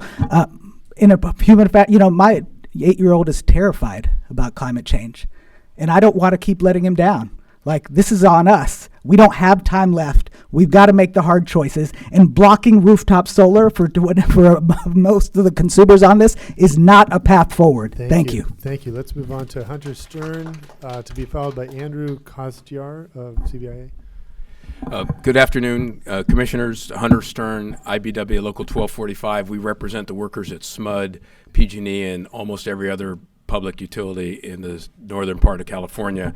We strongly support this program. It's well designed. It's focused on the community, which is a big change that SMUD made. And most importantly, it avoids the problems that the existing California Solar Initiative has had on low and middle income customers, and also on the rates of PG&E and the other IOUs. There's been a huge, over $3 billion cost shift resulting from the existing structure of rooftop solar. The NEM needs to be changed. This avoids all of those problems. It doesn't put pressure on our wages, but more importantly, it doesn't saddle low-income customers with costs that they don't deserve. We urge you to approve this. We think it's the right approach, and most importantly, it gives customers a choice if they want to have rooftop solar or not. Thank you. Andrew Kostyar, to be followed by Scott Murdashaw, to be followed by Steve Talley. Good afternoon, Chairman and Commissioners. My name is Andrew Kozidar, and today I'm speaking on behalf of Dave Sanson, President of DeNova Homes and the current Chairman of the California Building Industry Association. Mr. Sanson and DeNova Homes are in support of SMUD's community solar proposal. When asked if builders of single-family homes who choose to go with community solar would also be inclined to provide rooftop as a design option to potential home buyers, Dave's response is a big yes. However, for the near future, the answer is moot, as de novo with single-family homes will only use rooftop solar for the standard compliance. In Dave's words, we're in the business of selling homes, and rooftop is a marketable item. If the state or local jurisdiction were to increase the amount of currently required in the code, we might consider doing a blend of rooftop PV and community solar, but the decision would be driven by the amount of available space on the roof. The multifamily product is a different story, and he doubts he'll have enough room on the roof for the required amount of solar. And for these reasons, we respectfully ask that you approve this application. Thank you. Thank you. Let's move on to Scott Murdishaw, to be followed by Steve Towley, to be followed by Megan Chaudhary. Hi, good afternoon, Commissioner. Scott Murdishaw with CALSA. Just a couple of brief points. First, I would say we appreciate all the effort SMUD has made. The current proposal is much improved over the first version that they submitted. We still have some concerns. For example, one of the foremost among those is the fact that for 20 years, future homeowners, people who might move into that home subsequently to the first buyer, can never substitute their solar shares obligation 100% with a rooftop solar alternative, which seems a little questionable to us why that lockout is necessary and why you shouldn't be able to choose rooftop solar for 100% of your load. And then the second is just to respond to the comments from Mr. Mack. We largely agree with his analysis that the current community solar programs probably are not Title 24 compliant, but we think that because those modifications are fairly minor compared to the existing programs, that those could be approved on a more expedited basis than his suggestions. Thank you. Let's move on to Steve Towley, to be followed by Megan Chaudhary, to be followed by Blair Sweezy. Hello, I'm Steve Toll. I'm a current SMUD employee, and I'm in support of the SMUD program as what was previously stated. Thank you. Okay, thank you. Megan Chaudhary, to be followed by Blair Sweezy, to be followed by Alex McDonough. Good afternoon. This is Meghna Chowdhury from SolarEdge Technologies. With SMUD's proposal, we will be at a huge loss in terms of grid resiliency that smart inverters bring from rooftop solar. We are able to perform voltage frequency controls, demand response grid services that we won't be able to do with community solars offsite even a few miles away. Lastly, with power outages due to fires, there's a growing need for on-site PV and battery systems. We need enough rooftop solar to be able to recharge those batteries from PV and keep the basic services of keeping the lights on, refrigerators on, and charge the batteries. Thank you. Let's move on to Blair Sweezy, to be followed by Alex McDonough, to be followed by Al Rich from ACR. Good afternoon, Commissioners. I'm Blair Sweezy with SunPower. First, let me say that we understand this has been a difficult process, and we appreciate the attention that you've given to the concerns of the various parties. We also appreciate that the nature of the offsite option and when it may be appropriate to be utilized was not well defined in the regulation, and that the Commission is under immense pressure to approve this application today. However, I'd be remiss if I didn't say that first and foremost we should be considering the interests of the new home occupants, the customers who are going to live in these homes. Our greatest concern about this application has been that the savings and benefits for the customer are not equivalent between the solar shares offering and having a rooftop solar system. Secondly, under this program, these occupants, through no free choice or decision of their own, will be locked into paying for SMUD-delivered solar shares electricity for 20 years, irrespective of whether they later choose to install a solar and a storage system. So our main concern here is that we are concerned about the precedent that approval of this program will establish for other utilities. Let's move on to Alex McDonough, to be followed by Al Rich, to be followed by Serena Moss. Alex McDonough from Sunrun. Thank you for all your work on this. Unfortunately, SMUD's application fails to answer critical questions about how it will allow Sacramentans to enjoy the benefits of on-site solar and batteries that were envisioned in Title 24. First, why does SMUD believe Title 24 requires them to lock customers into solar shares for 20 years? The Commission has not taken this position. SMUD should answer why it won't give customers flexibility to switch from solar shares to rooftop solar. Second, SMUD says it will allow Solar Shares customers to install solar only for new load or at an extremely reduced export rate. Does SMUD think anyone will want solar and batteries if they're prohibited from offsetting their own utility bill? Could anyone other than wealthy people afford this? And third, SMUD says that it will encourage developers to offer customers an on-site solar option. But how will SMUD ensure this will be a bona fide choice for our home buyers? Will SMUD just allow all developers to default customers into Solar Shares? Thank you. Is there anything stopping them? Let's, Al Thank Rich, to be followed by Serena Moss, to be followed by Mary Holt. Good afternoon, Commissioners. I'm Al Rich, President of ACR Solar in Carmichael. SMUD was a leader in promoting rooftop solar, and the solar industry has greatly appreciated this leadership. For new home buyers, rooftop solar is not a cost but a day one savings because the energy efficiency savings exceeds the slight increase in the mortgage. It's a perfect scenario and ideal for the homeowner. Rooftop solar also sets up needed infrastructure for distributed battery and hydrogen storage that is so essential to providing grid power stability, which is a huge benefit to SMUD and all utilities. The rooftop solar mandate was put in place by the state of California as one of many much-needed solutions to the looming menace of climate change, and was to be an example to the rest of the country of what can be done to fight climate change. Let's not dilute this incredibly important opportunity. Thank you. Thank you. Let's move on to Serena Moss, to be followed by Mary Holt, to be followed by Ori Lee Wang. Hello, my name is Serena Moss. I'm a SMUD employee and a member of IBEW 1245, and I would ask that you please support SMUD's proposal, item 11. Thank you. Thank you. Mary Holt. Hi, my name is Mary Holte with SMUD, and I support SMUD's Solar Shares. Okay, thank you. Let's move on to Ori Lee Wang. I hope I'm pronouncing that right. To be followed by Michelle Smira, to be followed by Whitney Prout.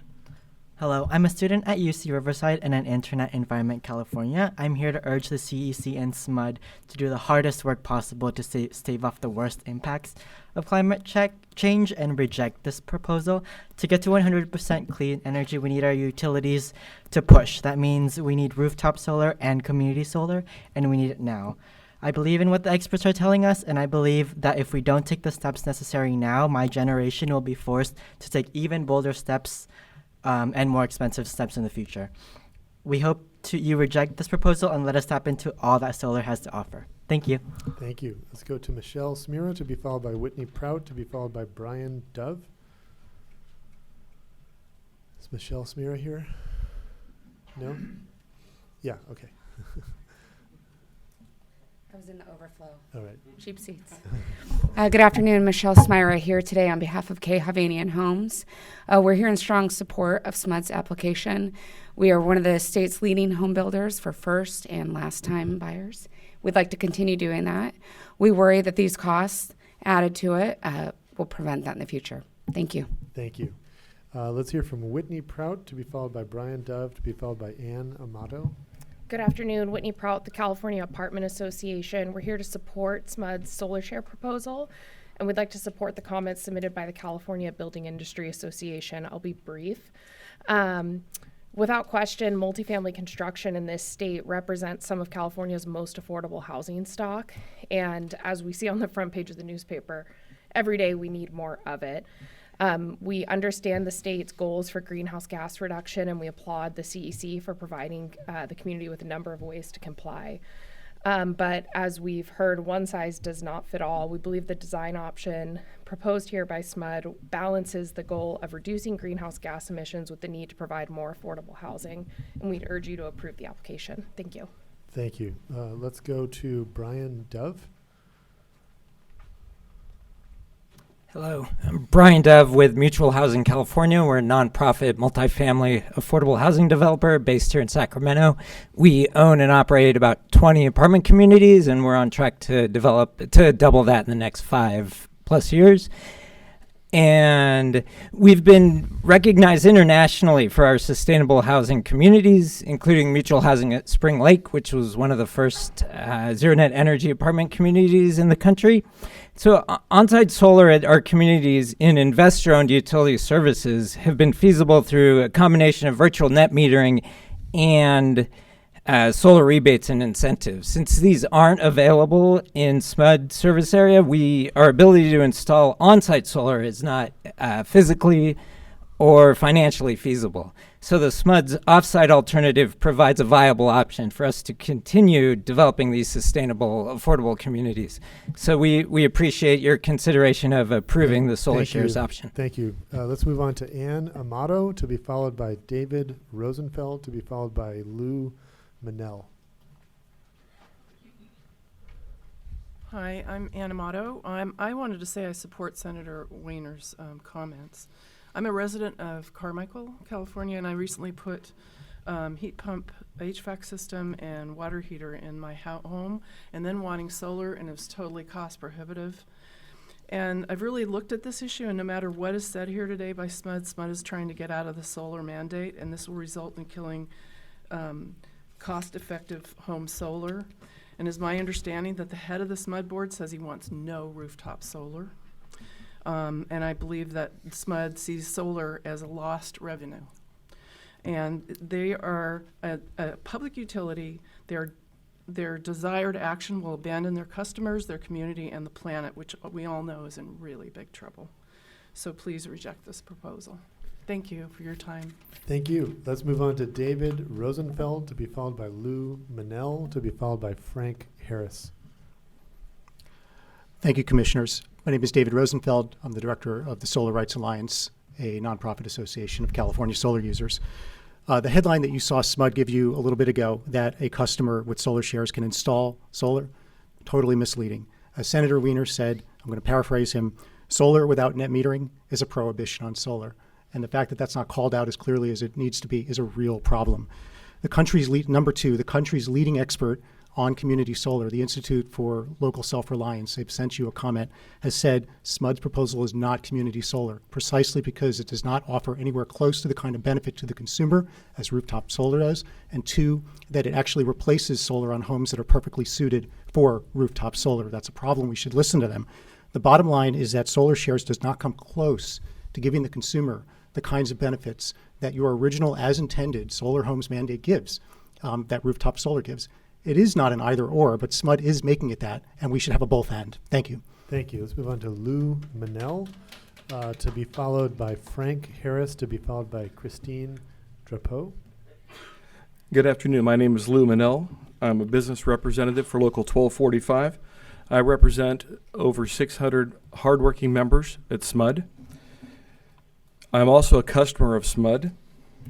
I strongly support the SMUD Solar Shares program, as well as the SMUD Solar Shares will be built in SMUD territory by union members. These jobs are highly skilled and paid accordingly. And these are, in fact, are not just jobs, but rather careers with living wages and benefits. I ask for your support. Thank you. Let's move on to Frank Harris. Frank Harris, to be followed by Christine Drapeau, to be followed by Thomas Payne. Hi, my name is Frank Harris. I'm with the California Municipal Utilities Association. I appreciate the opportunity to speak in support of California's community solar program and, of course, in support of SMUD's community solar application. As was said earlier, fundamental to the Energy Commission's 2020 standards is choice.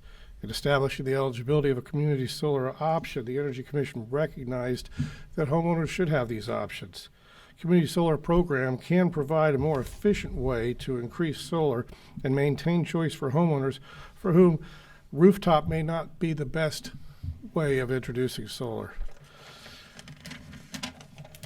This choice also works well within the context of California's current housing crisis, and it speaks to the issue and helps to address the issue of energy affordability. For these reasons, many others, providing homebuyers choice is critical. SMUD's community solar application actually exceeds the compliance requirements. Thank you. Sorry. Thank you. Thank you very much. Yep. Let's go to Christine Drapeau, to be followed by Thomas Payne, to be followed by Leah Barros. Hi, Christine Drapeau. I work for SMUD. This was in today's Sacramento News and Review. This is all about our housing crisis. But one of the things that I did just hear, so I do agree with SMUD for the solar share program, but something I'm not hearing is the maintenance, continued maintenance. That's employment. I work for SMUD. I'll be at SMUD for the next 20 some odd years. And I am a substation maintenance electrician. I will most likely be participating in the maintenance of these solar programs. So please do remember, solar panels work when they're clean. And I'm a lazy homeowner. I'm not coming home and washing my solar panels. I'm sorry. It's not going to work that way. So please do remember that when you're thinking about having that flexibility for all homeowners, all price points, let's not keep ourselves trapped in one spot. Thank you. Unique argument. Appreciate it. Let's move on to Thomas Payne, to be followed by Leah Barrows, to be followed by Gisela Dewey. If I'm pronouncing that right. Go ahead. Good afternoon. My name is Tom Payne. I'm a research analyst with Consul, an energy consulting company here in Sacramento. We strongly support SMUD's Community Solar Shares program. Our recent analysis, we've seen a number of multifamily building designs that don't have enough space for the adequate code required amount of solar on them. Typically, if this is the case, builder gets an exemption, reduces the size of solar they use. With SMUD Solar Shares, we can make that complete compliance without exemption and without compromise. And